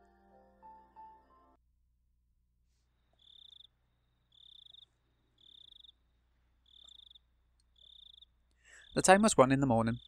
As it's hardly a big city, 1 AM in Hinamazawa is the middle of the night. The darkness here gets very deep. There was light leaking out from the first floor where 2 detectives sat on guard, but everything else was pitch black. Even the moonlight seemed indistinct. That's what it's like where I live in real life. You know, once nighttime comes, everything's just dark. It's time. 2 detectives are downstairs. It's been more than an hour since the light went out above them, awaiting orders to begin the attack. What a beautiful night. You have permission to engage. Should we terminate the detectives? Yes. Everyone in the Fude Shrine will be demoned away tonight. It's better that way. HQ to Phoenix. Commence the mission. Terminate the 2 detectives. You do not have permission to fire. I repeat, you do not have permission to fire your weapons. HQ to Nightingale. Phoenix has commenced the mission. Shut down the phone lines. Roger. We're shutting them down. They have been working to disable the phone lines, just in case their target tried to contact the police during the attack. That mission was what Uishi happened to bump into. Let's begin. Phoenix 1 to all units. Be prepared when you enter. Terminate the 2 detectives on the first floor and the 1 companion on the second. Do not leave any evidence. Sadako! Do not fire your weapons or use any gas. Use your tasers. Remember, they have guns. Do not let them fire. Come on, don't embarrass me, Okinogi. I'm just doing my job. Phoenix 7 and 8, advance forward. Backup teams, secure the perimeter. Roger. We're heading in now. The 2 men in uniform slowly approach the building. The mountain dog's uniform is grey, so it didn't blend in with the surroundings at all. However, it doesn't look as suspicious as real camouflage suits. Of course, they look suspicious enough creeping up to the house like that anyway. They could both see light leaking from the door and hear the voices of the detectives. Rika would typically use the sliding door to get inside. The door was locked, but the mountain dogs had obtained a spare key a long time ago. Put the key in the keyhole, but it wouldn't go smoothly. They were certain it would make some kind of noise when they turned it. The detectives would notice them the minute they did that. They'd have to rush inside and defeat them in one swift burst. Phoenixes 7 and 8 glanced at each other. This is Phoenix 7. We've arrived at the target location. Waiting for your command. Takano here. Make it nice and clean. Go ahead. Roger. We're breaking in. Clack clack. He turned the key in a hurry and opened the lock. By the time the detectives turned around, the door was already open and the 2 mountain dogs had stepped inside. They'd aimed their weapons at the detectives while the latter was still turning around. In a fight like that, the first 2 seconds are the most crucial moments. Ugh. Ugh. The detectives collapsed, making minimal noise. There were needles stuck in their bodies, and those needles were connected via wires to the attackers' guns. In other words, the weapons those 2 had weren't ordinary guns, they were stun guns in the shape of firearms. Instead of bullets, they shot out electric needles that electrocute their victims into unconsciousness. Normally, there would be non-lethal weapons that allow the shooters to capture their victim without harming them much, but their tasers had been modified. The 2 dogs started walking up the stairs as soon as they confirmed that the detectives were no longer breathing. But in the next moment, they heard a loud noise above them. This is Phoenix 10. R and her companion have noticed us. They just jumped out from the 2nd floor window. They've run into the forest.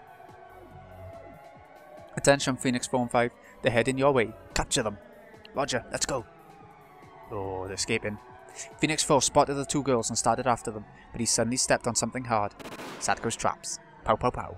With a cheap sounding explosion, the area was filled with smoke. That was the trap Satoko had set using firecrackers. That had proven to be a very fortunate idea. The mountain dogs dropped to the ground, assuming that they were under fire. That gave Rika and Satoko a chance to escape. Who are they? Are they the organization from Tokyo that you were talking about? I think so. Just run. We're dead if they catch us. Ah, it's coming up. What's going on? What was that noise? This is Phoenix 5. Someone was shooting at us. R has escaped. We'll continue the pursuit. Shit, they're just some firecrackers. Damn it. Yeah. That must be Satoko-chan's handiwork. She's pretty good. What? Hurry up. Don't let them escape inside someone's house. This is Phoenix 18. I've spotted the target. I need some backup. They know this area very well. If we don't get them now, we'll definitely lose them. This wasn't a game of hide and seek. It was a game of tag. Several men in uniform were chasing after Rika and Satoko. They weren't idiots, so they didn't waste energy on a futile act of shouting, "Wait!" This was a quiet, deadly game of tag in the middle of the night. Remember the club activity where they were all playing tag? It all comes full circle, right? Where are we going? Let's split up to try and shake them off. We meet at Mi's house. Her basement will be safe, and we can contact the police from there. Satoko had no idea that Mion had a basement in her house, but she didn't have time to ask anything about it under her current circumstances. All she did was nod. Bang! The next moment I felt my left foot catch on something, and I fell down to the ground. I must have tripped on a rock or a piece of concrete. Rika! Get out of here, Satoko. You'll be killed. But Satoko wouldn't move on without me. She came back to lend me a hand. I stood up without her help, but this cost us too much time. One of the men had almost caught up with us. I didn't know what to do. But Satoko, upon seeing him, quickly reacted. Ah! Ugh. Satoko ran toward him and kicked him with all her might. Her foot had landed right in his face. Oh, sorry. But there were two more of them right behind the first man. I can see them clearly now. They're the gardeners from that landscapes company. They were in the same uniforms Okanogi is always wearing. They must be the mountain dogs. Now I'm certain that Takano is the culprit. And now that I know that, I can do something about it in the next world. But if I die now, will I lose my memory again? I can't die now. I need to survive so I can keep my memories. Satoko took something out of her pocket and threw it at them. It was something like sand, and it blinded them. However, even that could only buy us a few seconds. Satoko tried to run, but she froze as soon as they aimed their weapons at us. Their stun guns were only shaped like firearms. Satoko, not knowing that, thought they were real guns. Knowing that she'll be shot if she turned and ran, Satoko tried to attack them instead. Of course, there are three of them. Most would think it impossible to drive them off, but Satoko didn't think about that. She had a 100% chance of dying if she tried to run. Then she might as well fight back, because she might have a 1% chance of defeating them. Satoko is determined to save me, even at her own expense. But I can't stay in this world if it means losing Satoko. I'm dying anyway. I'd rather die for Satoko's sake than lose her. But another me was shouting in my mind. If I don't survive this, I'll lose this memory. If I die without keeping this memory, this life, and everything I've learned will all be wasted. Should I escape and leave Satoko behind? That's right. I should use this experience to my advantage in my next life. I should just let go of her in this world. No way. That really would make me a witch. But I know in my heart, there's no way I can win against these guys. I'm sure their backup will get here if we take our time to fight them. Should I fight them for her? Or should I leave so I can confront my true enemy? Oh, okay. I thought it was a choice. It's just text. A. Leave Satoko. Oh. Satoko. So, save her or run, basically. Satoko's bravery gives me courage. If I left her, I'd lose my motivation to defeat fate. I don't care if I lose my memories. It only took 100 years for me to get this information. I don't care if I have to spend another 100 years in this same jail. I can't leave Satoko. Satoko, I'm fighting too. Rika, I told you to go. I had noticed something. They're only aiming at Satoko. There must be a reason why they can't shoot me. So I stood in front of Satoko to protect her. Just as I expected, they put their guns down and prepared to take us out without weapons. You guys are the mountain dogs. So Takano's behind this? Yeah. I'm so stupid. I know who you are, but I chose not to run. I'm not gonna run, even if you're gonna kill me now. Someone once told me that fate can be destroyed as easily as a piece of paper. You must think this is my final speech. They let me talk until I was finished. You people are pathetic. That's why you will never kill me. The next moment, one of them dropped to the ground. Keiichi had run toward him and kicked him from behind. Where's he come from? Keiichi had kicked him right in the small of his back, and the dog was squirming on the ground. The other two tried to retaliate, but they were too late. Mion grabbed one of the guy's arms from behind and flipped him down to the ground. It must be some kind of martial art. I've seen something like that in an action movie before. Rena tried to push the remaining dog down with all her strength, but that wasn't enough to take him out.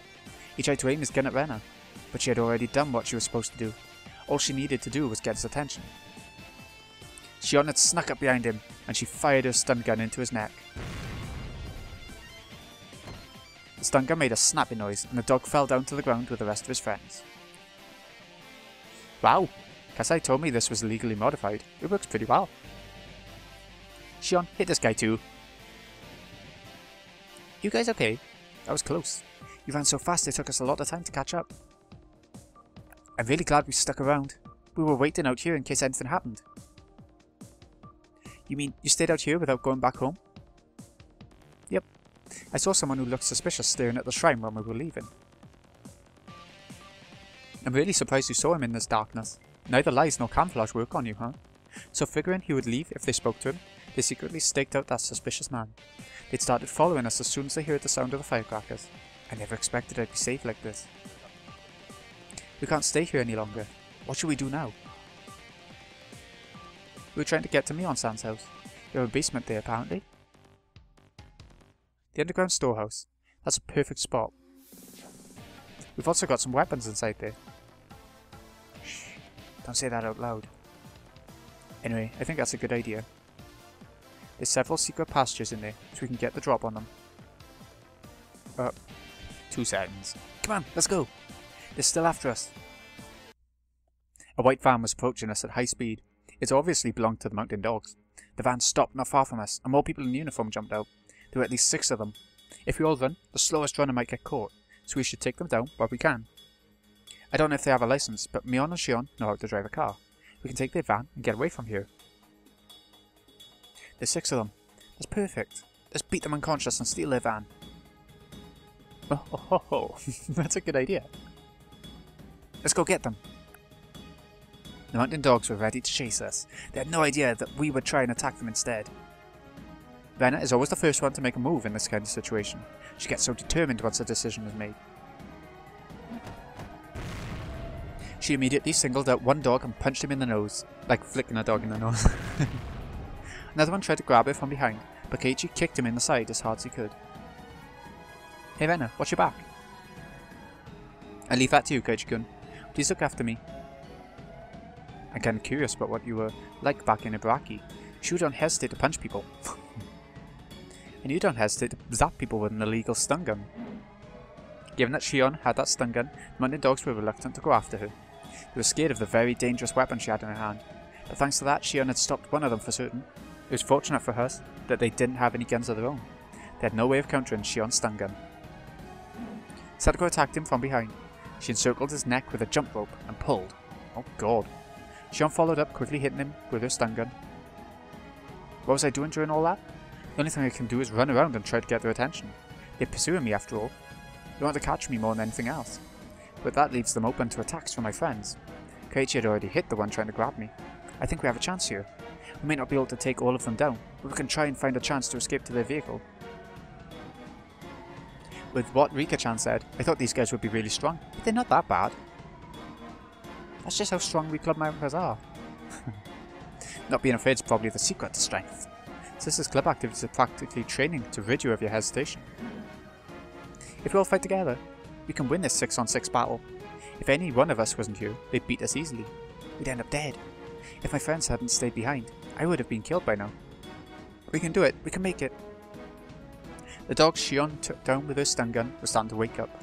The ones that we knocked out earlier were also up and chasing us again. We have to get out of here. This isn't the time for me to just be running around. Fine. Let's see what I can do. Rika. Hanyu, I know you still can't believe in hope, just like always. Stay there and see what my stubbornness can do. I'm gonna change this fate. I'm gonna do it right here. Let me show you what I'm capable of.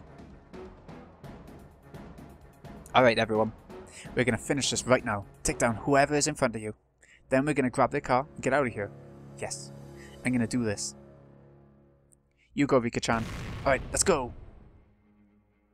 On Keiichi's signal, we attacked 6 of the mountain dogs in unison. Time gradually slowed down. I truly felt like I was trying to overcome that impossible wall of time and change my fate. However, time continued to slow even further until it stopped. What's going on? It felt like the film reel of a movie had gotten hung up partway through. Like time itself has come to a standstill. Hanyu, what's this all about? The time has come. What? Why? With a sad expression, Hanyu pointed at Keiichi. I finally noticed something. All my friends had noticed already, except for Keiichi. Keiichi? What's that floating in front of your chest? What do you mean? Huh? What is this? Time had stopped. Just when Keiichi was about to hit his opponent, he then realized that something was floating in front of his heart. It was a metallic silver cone. That was the first thing I could think of.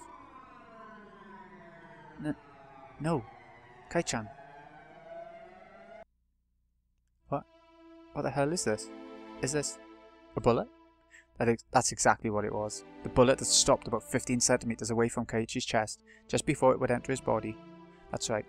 Once time starts moving again, it'll slam into his chest. In other words, it's too late. Keiichi will immediately die when time starts up again. But who shot it? Those 6 guys didn't have any guns. Look! Over there by the van. Sadako couldn't point at the van. Time had completely stopped after all. We could see another person standing near the van. There had actually been 7 people inside. Not 6. That 7th person was the one who fired the bullet. We hadn't seen her at all. That person is someone we all know very well. Yes, it's Takano. It's Takano-san. She shot the gun. She shot Keiichi-kun. In the frozen world, Takano was smiling, still aiming her gun at Keiichi. Takano had been watching us from the van this whole time. She came out and fired her gun, knowing that we hadn't seen her at all. Heh. I see, I get it now. So Takano-san was the bad guy all along. What are we gonna do? Kai-chan, can't you try and twist your body to avoid the bullet? Don't be stupid. Time has totally stopped. I can't move at all. Then try moving right as soon as time starts again. That might make a difference. Everyone was desperate to save Keiichi. However, no matter how hard we thought, we couldn't come up with any ideas to save him from the bullet. We were so desperate that Keiichi started to laugh. I really don't know what's going on, but there's nothing that can be done. I'm dead the minute time starts moving again. Even if I don't die, I won't be of any help to you guys anymore. So listen, just give up on me. You only need to think about taking these guys down and getting inside of that van. Never. You can't die. I don't want to lose you. Hanyu, are you telling me that this is my fate? Are you saying that there's no way to overcome this? It's okay, Rika. You won't remember this. You won't. No. Kei-chan's not gonna die. Stop it, Mi-chan. Let's concentrate on taking them down. I'm sure Keiichi wouldn't want us spending time turning back to him as he falls. That's exactly how I feel, Renna. Guys, take care of Rika-chan. Get out of here and contact Coach. They probably killed Uishi-san. That's why he never showed up. Listen, promise you'll all survive. Promise me. Keiichi. Rika-chan, I'm sorry. I'm the one who told you that we could change destiny. But I'm gonna have to retire now. It sounded just like Takano's regular laughter, but it was the scariest noise I'd ever heard. You ready to let go of your life now? Takano-san, we haven't lost just yet. Done watching your life flash before your eyes?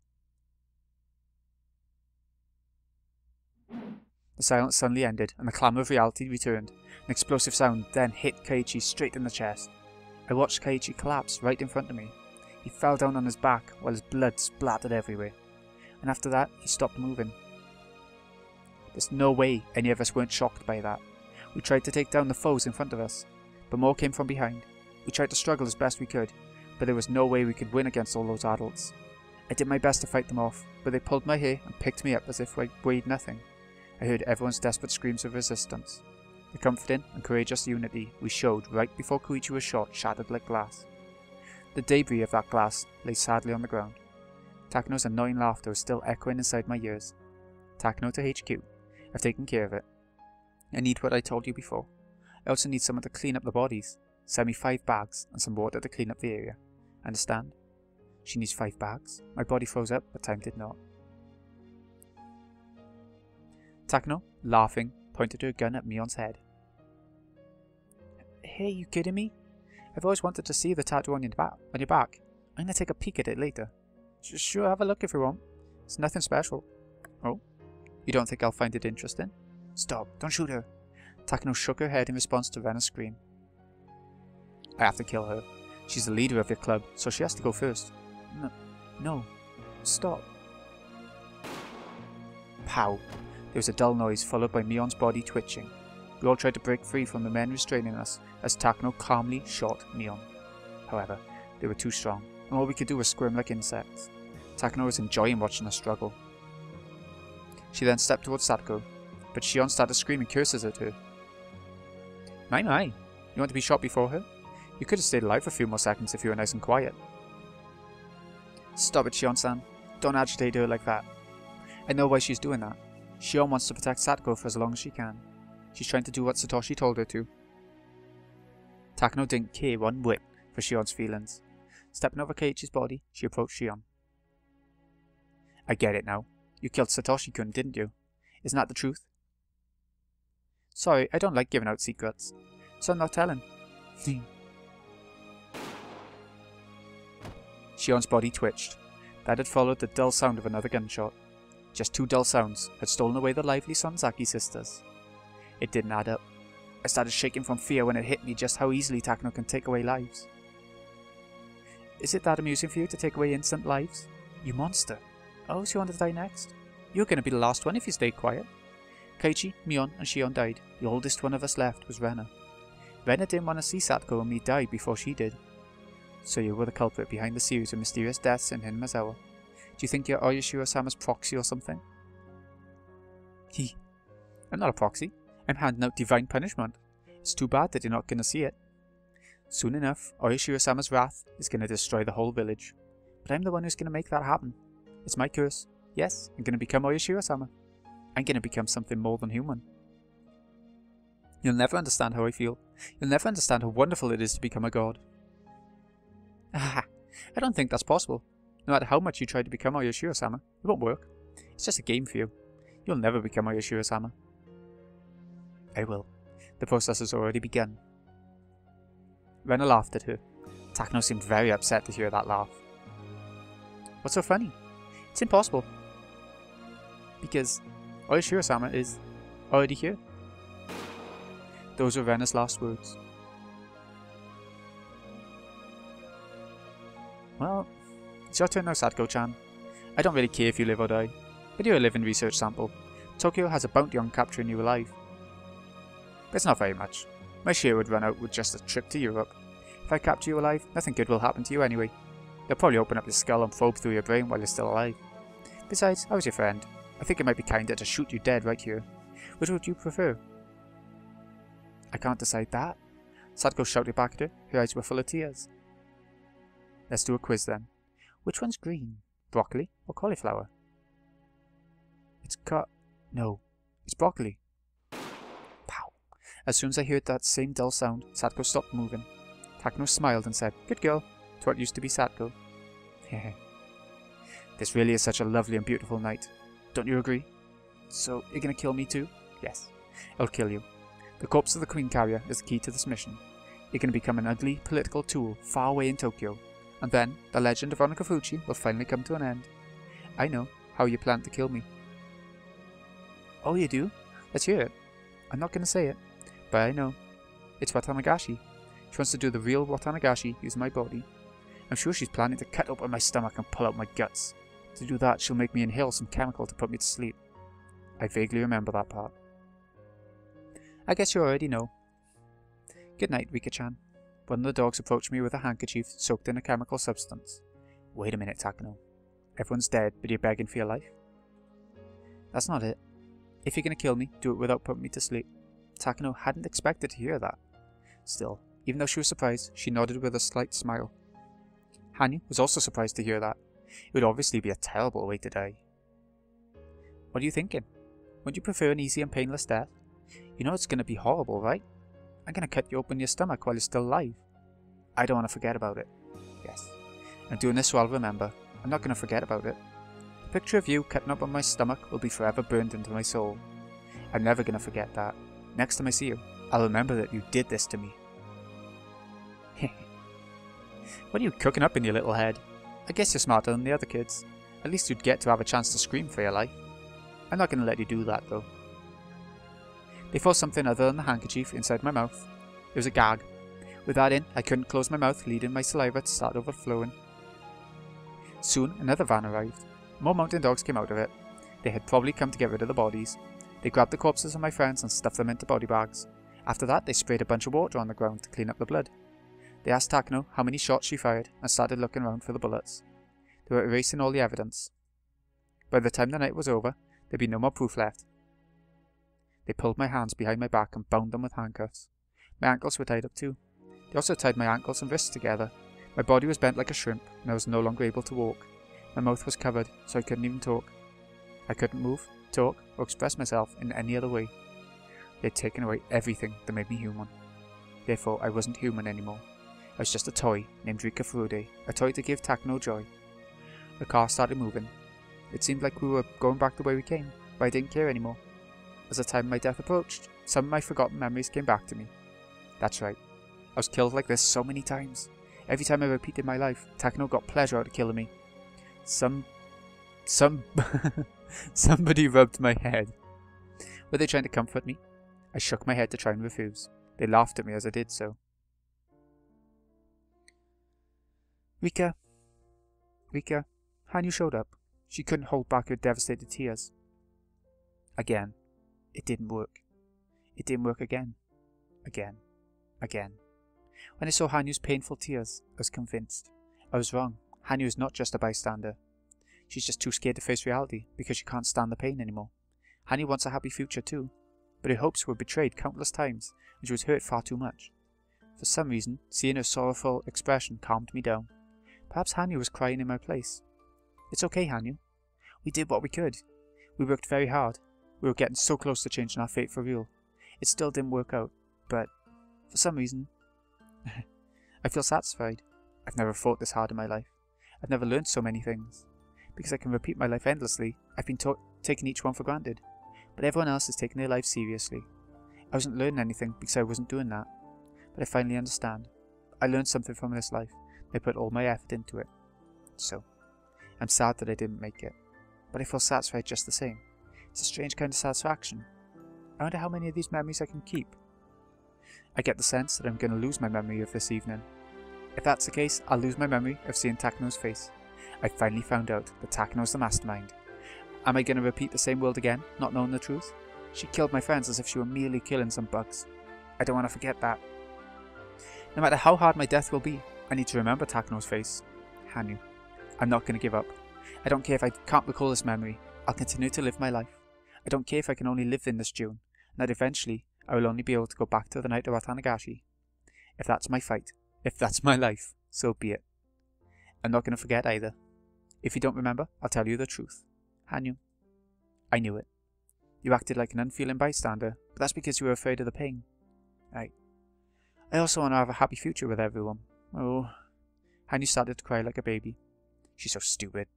She decided to abandon hope because she didn't want to deal with the sadness that she always felt on this night. But she ended up hurt and devastated anyway. Hanyu, you happy that this world is ending just like you predicted? I decided not to ask her such an unpleasant question. The car stopped, and two men pulled me out of the vehicle. We had returned to the Furude shrine. There were several men waiting in front of the offertory box. Nearby, there were countless sharp knives laid out on the ground. They're going to cut open my stomach with those tools and pull out my intestines. They took off all my clothes. They left the gag inside my mouth and the handcuffs around my wrists. I wasn't embarrassed to be naked in front of them. Rather, I was just furious that Takano was getting joy out of doing this to me. Don't forget this humiliation. The pain I'm about to experience should be carved into my soul forever. I'm not going to forget this. Everyone worked together. We finally revealed who was behind it all. If I forget this, my friends' efforts and deaths will have been in vain. I need to stay alive as long as I can, so I don't remember the pain. Hanyu, don't look away. You have to watch. Remember this forever. Oh, is this really the only way I can help you? Is this all I can do because I can't touch or talk to anyone? That's good enough. If you continue to stare at me, I can endure the pain. Hanyu nodded and sat right next to me, while continuing to cry. We then looked up at the night sky together. The moon was shining brightly, as if it's taking pity upon me. We also looked at the faces of my murderers. That beautiful moon was gradually stained red. It's getting cold. It's so painful. I'm consumed with the fear of not being able to do anything about this. But Hanyu is right next to me. That gives me comfort. It's not just Hanyu either. Everyone is here with me. Everyone's there, watching me, so I can stand this torture. That's why it wasn't painful. I didn't struggle. I didn't care about Takano's crazy laughter. This was such a wonderful world. We didn't overcome this fate, but I have no regrets. Of course I'm still sad. I'm disappointed. My future is right in front of my eyes. My hand could almost reach it. Even so, we did what we could. I have to be proud of myself. Keiichi voiced his disagreement. He still felt that we could have done more. We were almost there. We almost defeated this fate. We didn't win, but not because our enemies were strong. We didn't win because we didn't try hard enough. But all of you worked so hard together. I was watching. I saw the whole thing. But it wasn't enough. If we'd had a will strong enough to overcome this fate, we should have created a miracle. That's right. A miracle will happen if everyone believes in it. Satoko, Rika-chama, and everyone else worked so hard. I'm sorry. Rika, you were brave enough to ask us for help, but I couldn't save you. Satoko held my shoulder and cried. That's true. Everyone worked so hard, but it still didn't work out. Thank you. Thank you all so much. I'm gonna die again, but I've never felt so good about it. I've learned so many things in this world. Rika-chan, I know. I know why the miracle didn't happen in this world. Rena spoke gently, but she wasn't smiling at all. Hey, did everyone really believe that we could create a miracle? If you're hoping for a future, but not everyone believes in it, then a miracle wouldn't happen. What are you saying, Rena? We were united. No one had doubts that we could overcome this fate. Right, Mion? Yeah, he's right, Rena. Everyone thought we could overcome it. Everyone believed that we could. That's quite true. Even Rika believed in it. She finally believed that with our help, she could change her destiny. I believed in it too, but I think there was someone who didn't believe. Who's that? What? Who can it be? Hey, you. Rena turned to Hanyu and asked her a question. Did you believe? Did you believe that we could overcome this fate? Ow. Even if you can't talk to us or touch us, you can still believe. If you believed in us, the miracle would have happened. Would something really have changed if I believed? I'm a powerless existence. I can't do anything. All I can do is watch and accept. They're saying that I could have made a miracle happen just by believing. Yeah, you could have. Keiichi stated it clearly. He wasn't trying to blame her, he was just stating the truth. That's right. There were 6 of us, and there were 7 of them. If you'd believed them along us, we would have numbered 7 souls. The miracle could have happened. You don't make miracles happen by touching something or saying something. You make them happen by believing. Oh. Hanyu had realised that this ending wasn't caused by fate. It was because she didn't believe. In other words, this happened because she was so weak as to accept this fate. She started crying again. We don't even know your name. But you still needed to be brave enough to fight this fear and pain. You needed to have the courage to defeat fate. If you'd believed, we'd be moving on to a bright future. If your refusal to believe in it is the sole reason we couldn't reach it, then the responsibility is yours. It was hard to believe Rena could say something so harsh. The words were piercing Hanyu's heart, but those words were necessary for me and for her.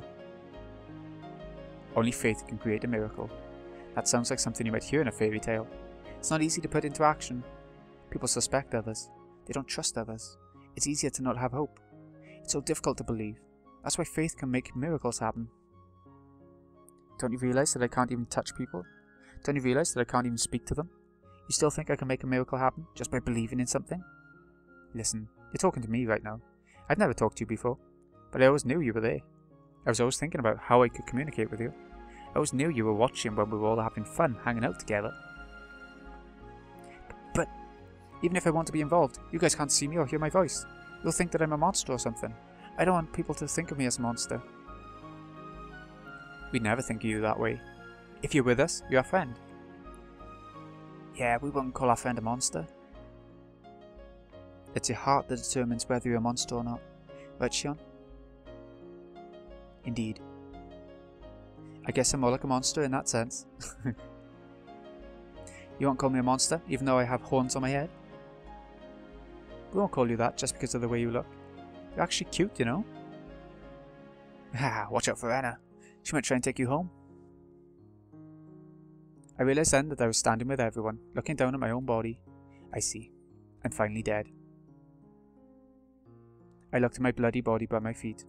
It upset me that Takano was still enjoying the torture, but the body that remained was nothing but a shell. You okay, Rika-chan? Meep. Don't you think it's a bit strange to ask that question to a dead person? Everyone smiled wryly. It's my first time feeling so much love in death. Everyone's already dead.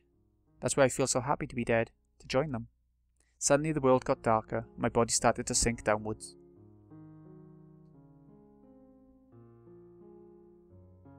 No. It's such a sad part. It was epic though. I could feel myself disappearing.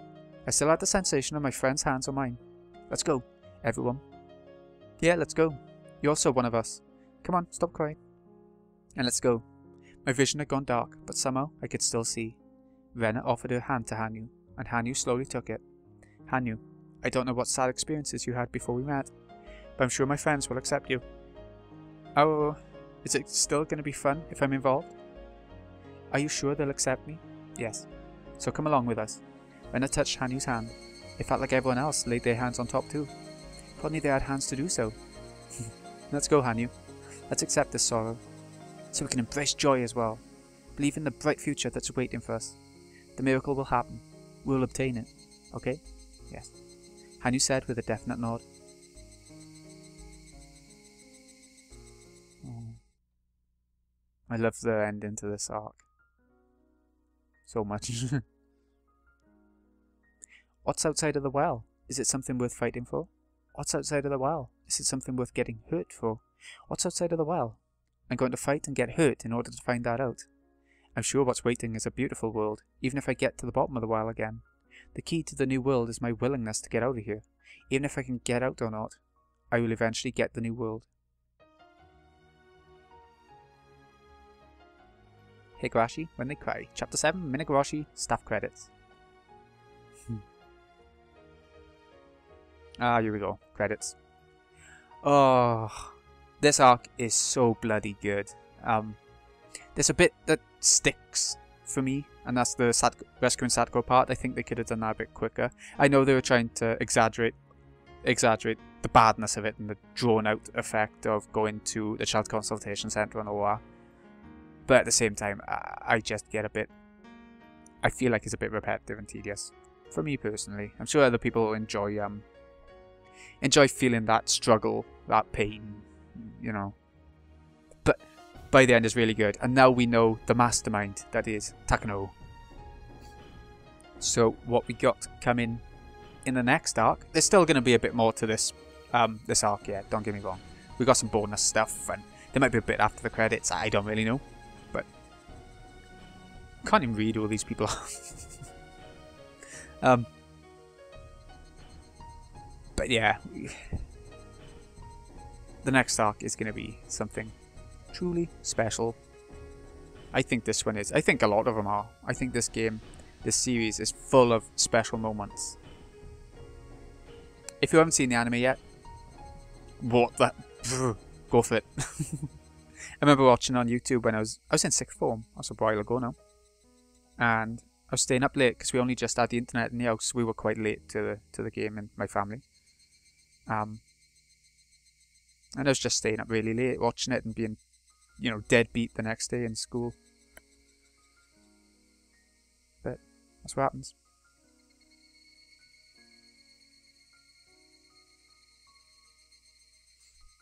So, I don't know what else to say about it, but I think we're coming to the end of the credits anyway. Because there aren't too many people who make this game, I don't think. And that's why it takes so long. That's why it takes like a year to get an arc out. So, it could be a while before we get back to this, after the bonus stuff. And everything. I hope not. And it's been a while me getting through this arc, so that's going to make it a bit shorter, if that's any consolation. Oh, Emergency Manual 1. If the existence of a terminal patient L5 is confirmed, The Institute Director must resolve the situation before the L5 begins engaging in antisocial behaviour. However, they must ensure that the secret remains hidden. To that end, the Director may also request assistance from the Secrecy Preservation Unit. As for the Secrecy Preservation Unit, they may request permission to fire from the Institute Director if necessary. All efforts should be made to secure the L5 subject is alive, but if that proves obstructive to maintaining secrecy, their life may be forfeit. At all times, maintaining secrecy and preventing exposure will be of the highest priority. However, preserving secrecy will take priority over preventing exposure. Emergency Manual Appendix 9 FAQ. Can Emergency Manual 34 be administered if an outbreak of L5 occurs, but it matters beyond the control of the Secrecy Preservation Unit? All these terms and everything just confuse me a bit. Additionally, is the Institute Director responsible for determining what constitutes an out-of-control situation? Yes. that was an easy answer. If an accident occurs and a hazardous material, the H170 series, is exposed to the public, can Emergency Manual 34 be administered? Yes. If an accident has occurred and the nature of the incident is revealed to the public, the Secrecy Preservation Unit will take steps to resolve the situation. However, if this information is spread too widely, can Emergency Manual 34 still be administered? Additionally, is the Institute Director responsible for making that decision? Yes. Decision to execute Emergency Manual 34 must be carefully deliberated over and sanctioned by an official. However, in the case of an emergency, does the Institute Director have the right to make the final decision? The execution of Emergency Manual 34 must be sanctioned by an official at all times. However, the Institute Director may petition the urgency of its use to an official. Emergency Manual 34. We'll go in red. Reproduction or removal of this document is prohibited. This manual may only be read with the appropriate permissions. This manual will only apply upon approval by the highest authority. Nothing short of official authorization shall count as approval. Furthermore, those authorized to apply this manual must make their decision as soon as possible when it's required. If the situation threatens to spiral out of control and the official accedes that this is the case, the Area Institute must make the final decision to preserve the secret and prevent its detection by others. The following is an outline of how to execute that final resolution. Terminate all patients above L2. Destroy all evidence inside the Institute. Conceal the fact that this manual was administered. The contents of this manual must be executed by the Institute Director within 48 hours of the incident. If the Director is not available, the Chief Officer must execute it in his place. The Institute Director may demand support from the Chief Officer in executing this manual. If this manual is expected to be executed, the Chief Officer may issue the preliminary orders. The final resolution must be executed in the following steps. Disguise the incident as a natural gas disaster and quarantine the area. Remember the Renner school sort of situation where at the end of it the whole place gets sort of blown up by gas and all that. The quarantine unit must disguise themselves as police officers and isolate the Higurashi region from the outside world. The official explanation must be that there is a gas disaster within the village. The equipment for the operation will be stored at a vacant lot where Higurashi Quarry used to be. The equipment must undergo routine maintenance. In the event of external breach or internal escape, if they do not respond to notice of a gas disaster or orders to evacuate, use of firearms is authorized. The approval to use firearms is given by the Chief of the Secrecy Preservation Unit to the Chief of the Traffic Blockade Unit. Shutting down communications. The Communication Sabotage Unit must ensure that all forms of communication, including radio, have been disabled in the Higurashi area. It must take care not to fall under suspicion, and communications must be disrupted by a minimum amount of time, for a minimum. The facility belonging to the telephone company is inside of the traffic blockade, so any civilians inside may be shot and killed. The Chief of the Secretary Preservation Unit may give permission to use lethal force to the Chief of the Communication Sabotage Unit. Assembling the infected carriers.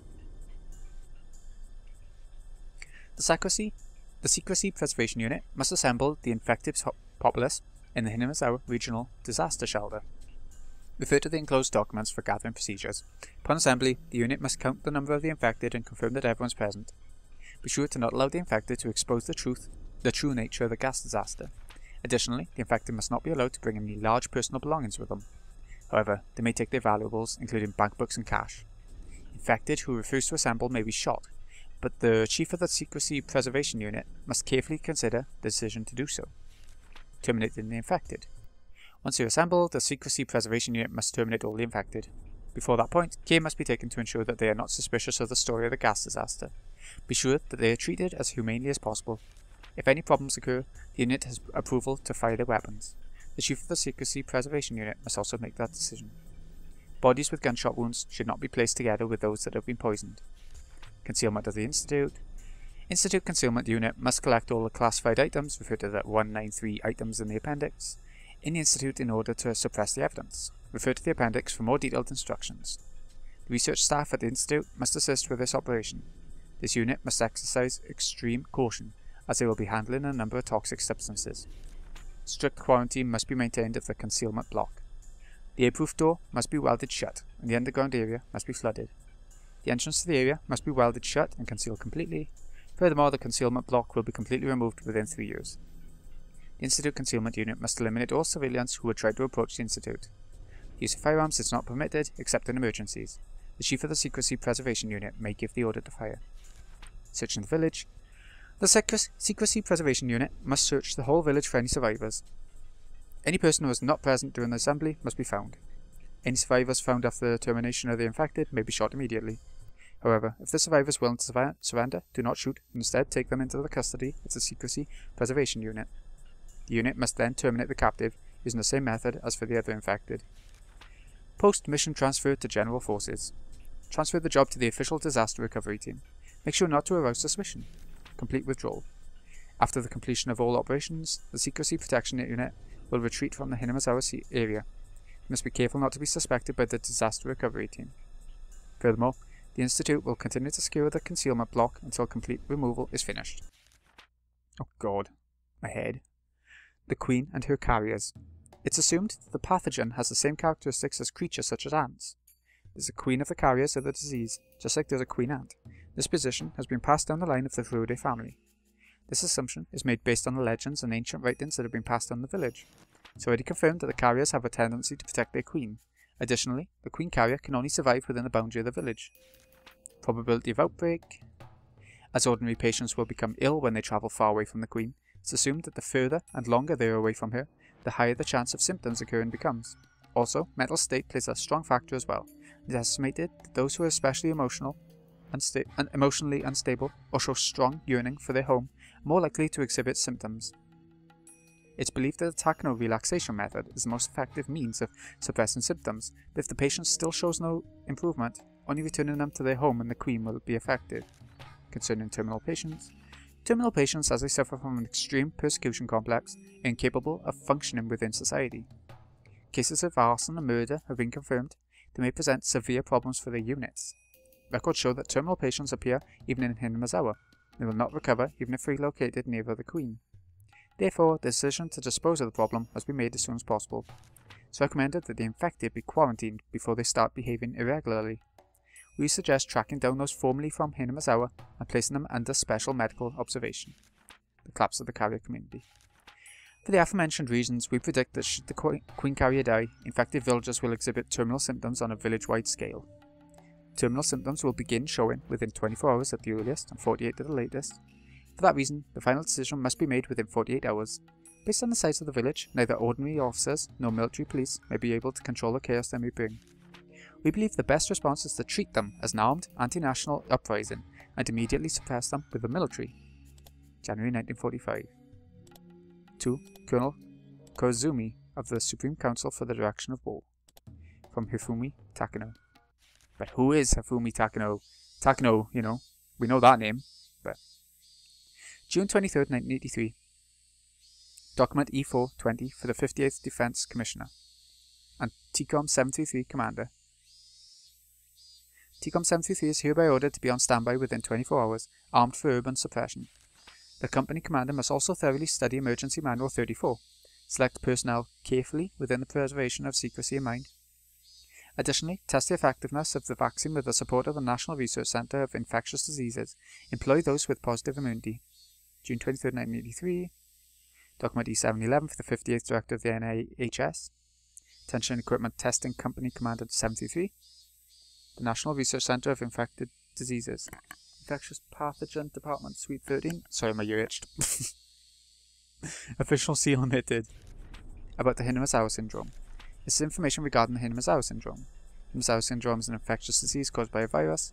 There are no initial symptoms. Instead, the onset begins when the patient's emotional state becomes unstable if the queen carrier dies. I feel like this is all unnecessary by this point. We know about all this, don't we?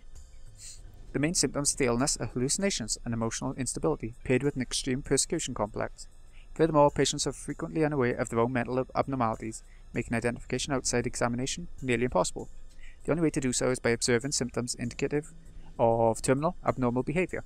In many cases, patients engage in antisocial behaviour, which is the largest issue created by the syndrome.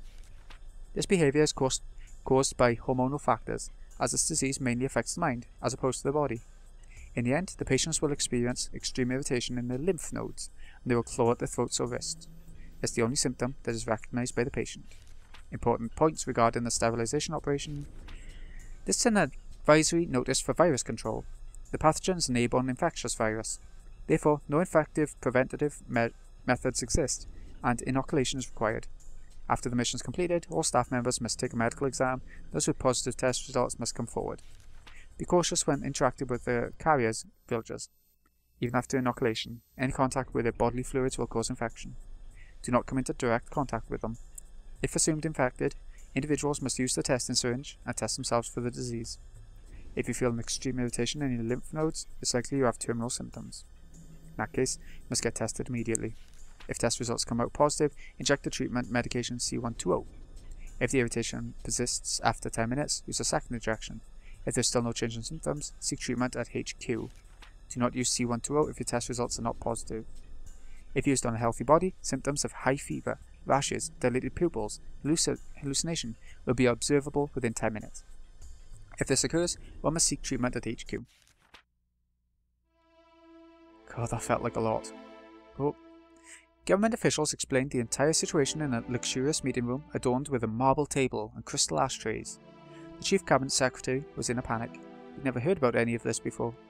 Feelings of panic were only natural. One girl's death was going to drive 2,000 villagers into a frenzy. Hearing that a disease like that exists was surprising enough. But on top of that, it was secretly researched for military use. And now there was a horrific situation caused by the director of the local research institute engaging in embezzlement. I've never heard of such a dangerous disease. There's no cure for it? Nope.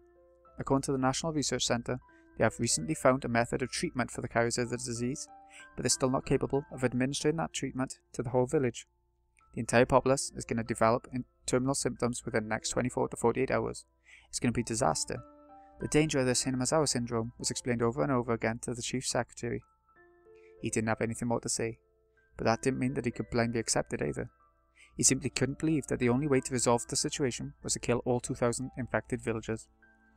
I understand the urgency, but I can't give approval to kill an entire village. How is this disease being studied in secret anyway?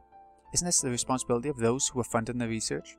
Such a dangerous disease can't possibly be of any benefit to this country. It's the year 1983 for crying out loud.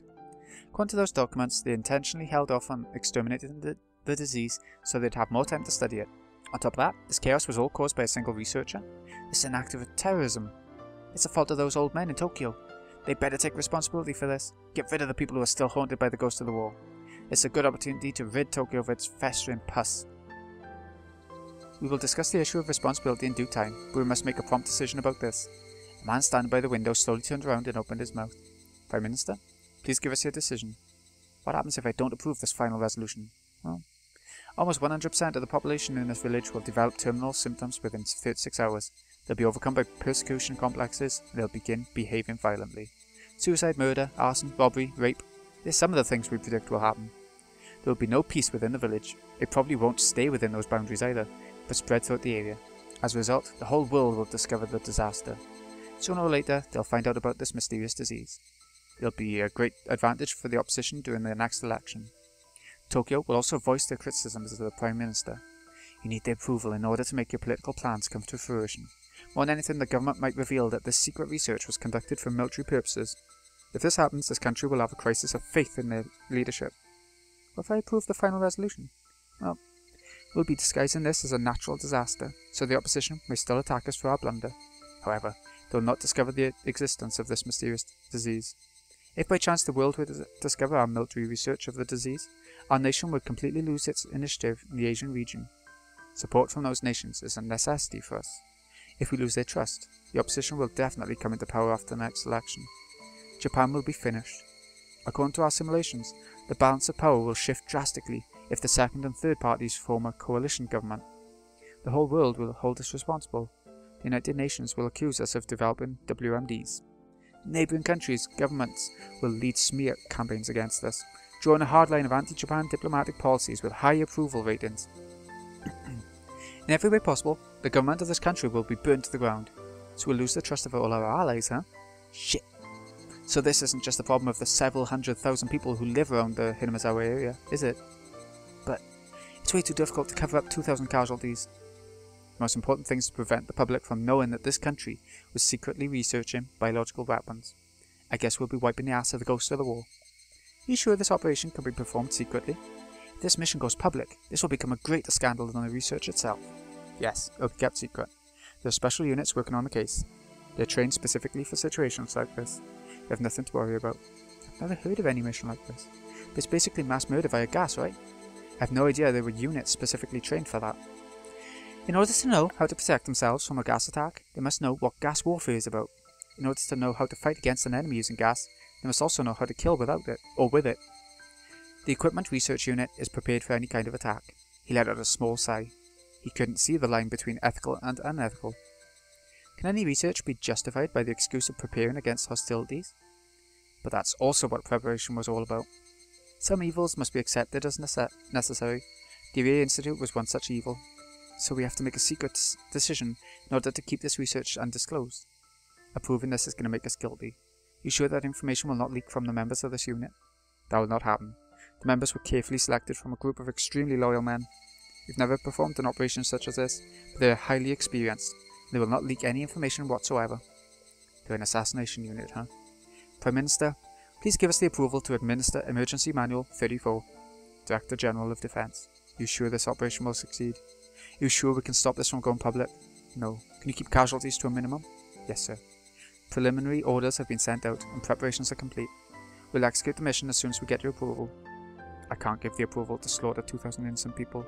However, as Prime Minister, I have an obligation to minimize the number of casualties. Prime Minister, I understand your dilemma. Director General, please make a concerted effort to minimize the number of victims. If these 2,000 people can't be treated, please do what's best to prevent additional victims. Yes, sir. Thank you for your approval. We'll return with positive results. That's if you can call 2,000 casualties a positive result. Okuno-kun. Please set up a meeting with Tokyo as soon as possible. I have to hear an explanation directly from them. Understood. By the way, did they arrest that Irie, the Institute Director? No, he committed suicide by taking poison. He was in such a rage, that his research was being shut down, that he felt as if his life itself was being denied. So no one will ever really know what made him commit such a horrific crime. The execution of Emergency Manual 34 was approved. June 23rd, 1983. Prime Minister, blah. Director General of the Defense Agency, blah. For logistical reasons, you may not bring any large items with you. This is them. Being taken out, I guess. You cannot carry any luggage. I repeat, you cannot carry any luggage. You may carry only valuable items such as bankbooks and cash. Please do not use your own vehicle to evacuate. It will cause confusion. It was the middle of the night, and yet countless villagers were out and about. Some of them were locking their doors, some of them were watering their plants, some of them were piling up food in their dogs' dinner bowls. Small children were crying in fear. Members of the town council were yelling angrily while counting up the villagers. Reportedly, the village had been cut off from the rest of the world after volcanic gas gushed out of the mountains. The number of policemen and military units in the village, added to the strong smell of sulphur in the air, dispelled any doubts the villagers might have had. The more religious among the elderly were convinced that this was the curse of Rika, who had passed away the day before. They were certain that Oyashiro-sama was enraged, that the door to hell had been opened. Soldiers wearing gas masks guided the villagers to the evacuation centre. Why do you all have guns? He said to protect your homes after the evacuation. We're expecting looters. No one in Higurashi would do something like that. It's the first platoon. Evacuation's on schedule. Roger that. We'll send our platoon over. Excuse me, need to bring along my grandfather's mortuary tablet. May take that with you. Please hurry up. Make sure everyone in the village is here. Please come forward if you're unable to walk. A soldier will come and help you. Oyashiro-sama is angry because Rika-chama was murdered. Oyashiro-sama, please forgive our sins. Remember our emergency drills. Group leaders have to contact a town council member when everyone in the group has shown up. Miasma is coming out of the swamp. Oishiro-san must be furious. With too many of us here, we'll never make it out alive. Let me die in this village. Don't worry. The helicopters and buses are on their way to transport everyone to safety. You're all gonna make it out okay. Everyone gather at the forestry service. No, not the people from District 4. You're supposed to go to the community centre behind the post office. It's exactly the same as in the emergency drills. Please calm down. Head to your evacuation point. Please move as a group. Every person matters. Everyone needs to stick together. You will get home safely. The villagers couldn't see the expressions under the soldiers' gas masks. They wondered what kind of expressions they were hiding under there. Soldiers were, of course, lying to the villagers, knowing that they would never return to their homes again. One such trooper cried under his mask, but the villagers never saw his tears. Please go back. You can't take your own vehicle to evacuate. The road ahead's cut off by a gas stream, and it's dangerous. Can't you smell the sulphur? Some people tried to leave in their cars, so as to take large items with them. However, the quarantine unit has sealed off all roads leading outside. Gas masks of the troopers and the smell of the sulphur persuade them to return and obey their instructions. Some of them tried to contact the Kinamaya, but their phones would not connect. The lines were busy, no matter how much they tried. They simply assumed that the phone lines were overwhelmed because of the disaster. Some of the villagers had access to radios, tried to figure out what the situation was like outside, but all they could hear over the radio was loud static. It was the same with the television. They couldn't contact anyone outside the village, so they really were totally isolated, and so they had nothing to rely on but the instructions of the police and the military. They were all like moths heading towards the light, never doubting that they would be safe there. One old war veteran listened to the noise from the radio and muttered, "This is exactly how it sounded when the Americans jammed the radio waves during the war." As it turned out, he was absolutely correct. However, he turned off the radio when his son urged him to evacuate. The villagers had all gathered at the evacuation points. Some of them were at the school, some were at the community centre. They were to stay in the building until the evacuation vehicles arrived. The soldiers told them to stay inside so they could keep track of the number of evacuees. Please close all the windows to prevent the gas from entering. We'll be sealing the windows to be on the safe side. Your cooperation would be appreciated. Alright, let's help them out. People started to seal up all the windows and vents with the duct tape that was handed to them. They completely sealed every opening, even as they heard the disquieting conversation of the soldiers. It was long past 3 AM, but everyone was wide awake with fear. They were having an extremely long night. Coincidentally, the end to their night had almost arrived. This is all Oishiro-sama's curse. Riki-chama, Riki-chama. Oishiro-sama, Oishiro-sama. Oishiro-sama demoned away those kids at the Fude Shrine in his fury. Fude Shrine was swallowed by the world of the demons that day. The demons chewed up her guts while she was still alive. Those started saying that the gas disaster was caused by the curse of Oishiro-sama, and Rika's death and the mysterious disappearance of her friends and the 2 detectives were also the result of the curse. People started talking about being demoned away. They had no idea that Keiichi and his friends' short battle sealed their fate for that night. The more religious villagers had become convinced that the children and the detectives went missing, because they volunteered to become a sacrifice to calm Oishiro-sama's anger after Rika's death. They didn't know the truth. They couldn't know. Not one realized that Keiichi and his friends' efforts had all been in vain. Indeed, in Hinamizawa, everything that happens is the will of Oishiro-sama. But why did it have to be that way? Before the series of mysterious deaths occurred, no one really used the term the curse of Oishiro-sama that frequently. In other words, who set them up? People in this village were set up to believe that the curse of Oishiro-sama happens every day. They really are just too superstitious. Major, we've finished gathering the villagers together. The last family finally reached their assembly point. We got everyone. Good. This is finally it. The curse of Oishiro-sama will become a reality tonight. For enacting Watanagashi on Rika Fude, Oishiro-sama is punished in this village. The curses of the last 5 years are culminating in the biggest curse of them all. This is not just a mysterious chain of murders. This is divine punishment from an enraged god. Let's begin. This is the company commander. The men are requesting 1 minute of silence. Can you let them have that, Major? Do as you like. Takano gave him a disparaging laugh. The company commander crossed his heart and began to speak. Dear Heavenly Father, please guide these innocent people. This sacrifice will save the lives of many others to come. Please forgive us for committing this sin. Please forgive us for being here today. The company commander isn't Christian. In fact, he doesn't follow any religion. However, he prayed because he felt the need to ask someone for forgiveness. He wasn't even sure if he was saying it correctly, but he still prayed to God.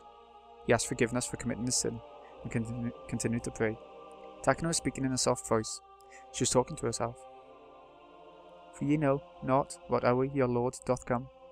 But know this, that if the good man of the house had known in what watch the thief would come, he would have watched, and would not have suffered his house to be broken up. Therefore be ye also ready, for in such an hour as ye think not, the Son of Man cometh. Hee hee. One man heard him murmurs. That's from the Gospel of Matthew. Is it? My grandfather always said that to me. He was telling me to work hard every day, because you will never know when you will be rewarded. Is this a reward for you? Yes, although you might never understand it. Excuse my rudeness, but I believe that the descent of God is a merciful thing. I think what you're saying is inappropriate for a time like this.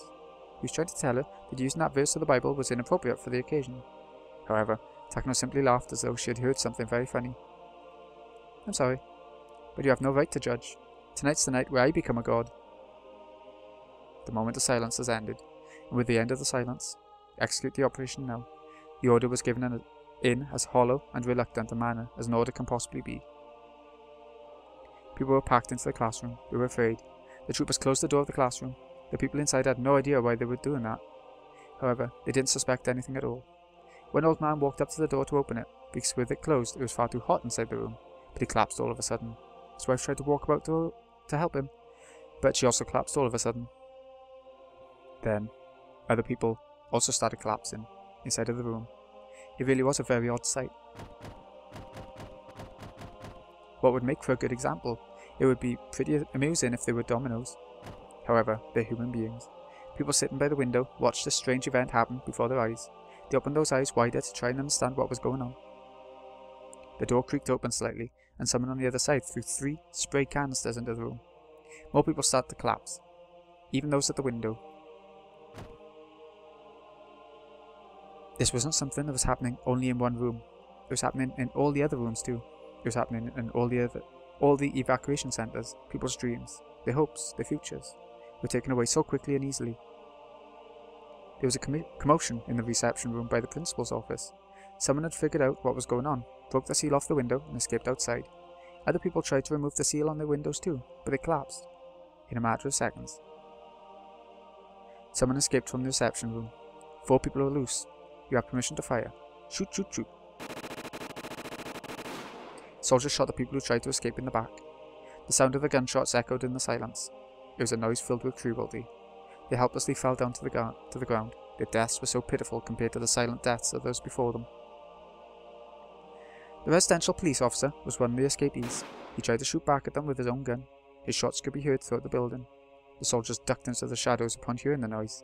The officer seized his chance and ran towards the gate, but that was just a waste of time. Not only is the range of the automatic weapons they were using longer than the length of the schoolyard, but as trained professionals, it would be nothing for them to shoot them from that distance. The villagers had no choice. Either they'd die from the gas without realizing what was happening, or they'd find out about the mission and be killed. What happened? Did they fight back? Respond. We shot all the fugitives. One of the residential policemen shot back. Collect those bodies. Do not put them with the other corpses. The soldiers walked over to the 4 fallen bodies. They needed to make sure that they were all dead, not just injured.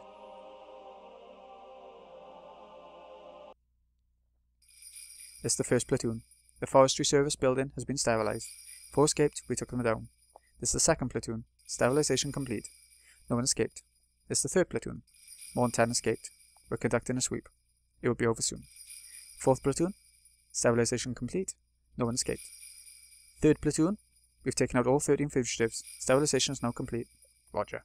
Start counting the bodies. Make sure the total matches the original number taken earlier tonight. Takano was laughing to herself inside the van. She didn't physically see all those people dying silently, but she saw it anyway. She saw countless people dying without even noticing it. She saw it all in her mind. Takano waved her arms in the air. No one was watching her, but no one would understand what she was doing even if they were. She was waving her baton. Takano was pretending that she was the conductor of this silent funeral march. Major, the sterilization is complete. We're going to reconnect the phone lines. Sure, go ahead. It's the Institute Concealment Unit. We've removed all the classified items and welded the entrance shut. We're currently flooding the underground facility. It's the Traffic Blockade Unit. Everything's proceeding as scheduled. Communications Sabotage Unit. Reconnected the phone lines. Telephone facility is back to normal. Takano was paying no attention to those reports. She continued to sing the melody of an orchestra. One operator spoke to her. He seemed to be in a good mood. Yes. It feels so good. I bet you can't hear it. This hymn that glorifies God. A hymn? Takano laughed loudly, spreading her arms wide.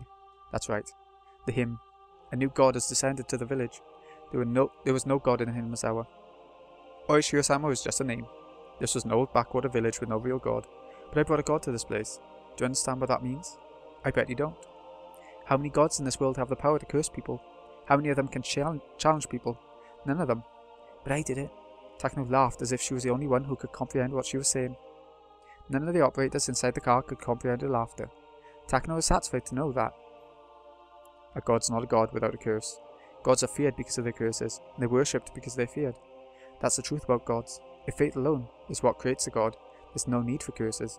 But the ancient gods all cursed humans. Then what is a god's curse? It's the proof that a god is real. Gods aren't gods if they don't curse people. I found evidence of the existence of God in this poor village. I thought this was a message from heaven. Hinamazawa was without a god for 100 years, until the end of the dam conflict. I believe it's been my mission to restore the god's existence in this village. Heaven supported me and granted me power.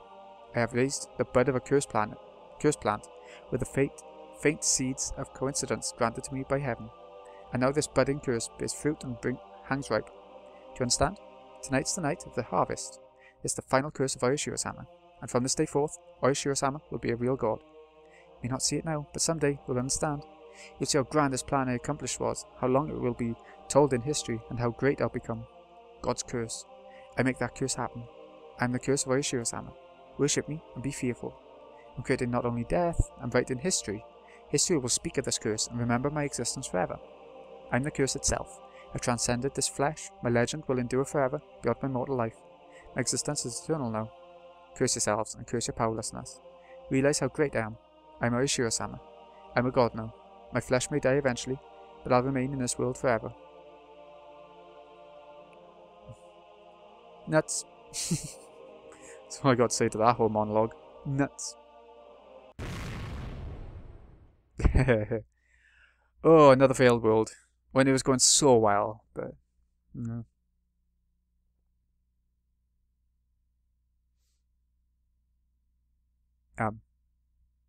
Anything? Oh, there we go. New tip. But we're going to leave the new tip for next time in the bonus episode where you can do whatever unlocks. Let's have a look. Scenario jump mode's unlocked, so you can do it whenever you want. Yeah, that's different chapters, in other words. Tips reading room's been unlocked. You can now read the tips you've obtained thus far. To read them, select extras and then read all tips. Okay. Staff room. Okay, good. So we can talk to what's his name? The main guy. Achievement: The Great Hinamazawa Massacre. Definitely. Let me just have a look in our extras a sec. I mean, we won't be doing them right now, but I just want to have a look. So we've got staff room and tips. That's what we want to do, right? Just check chapter jump. I want to see how they do it. Okay, there's tons of it. Look at it all. So yeah, we'll be doing those two things next time. I can't imagine it'll take too long. So. This has been Greeny XI. I hope you've enjoyed this massive ending. I'll see you again in a bit when we go for the extras. And then after that, we'll be waiting for chapter 8. Obviously, there'll be another series of a different game in between all that. But yeah, thanks again for watching, folks. See you again in a bit.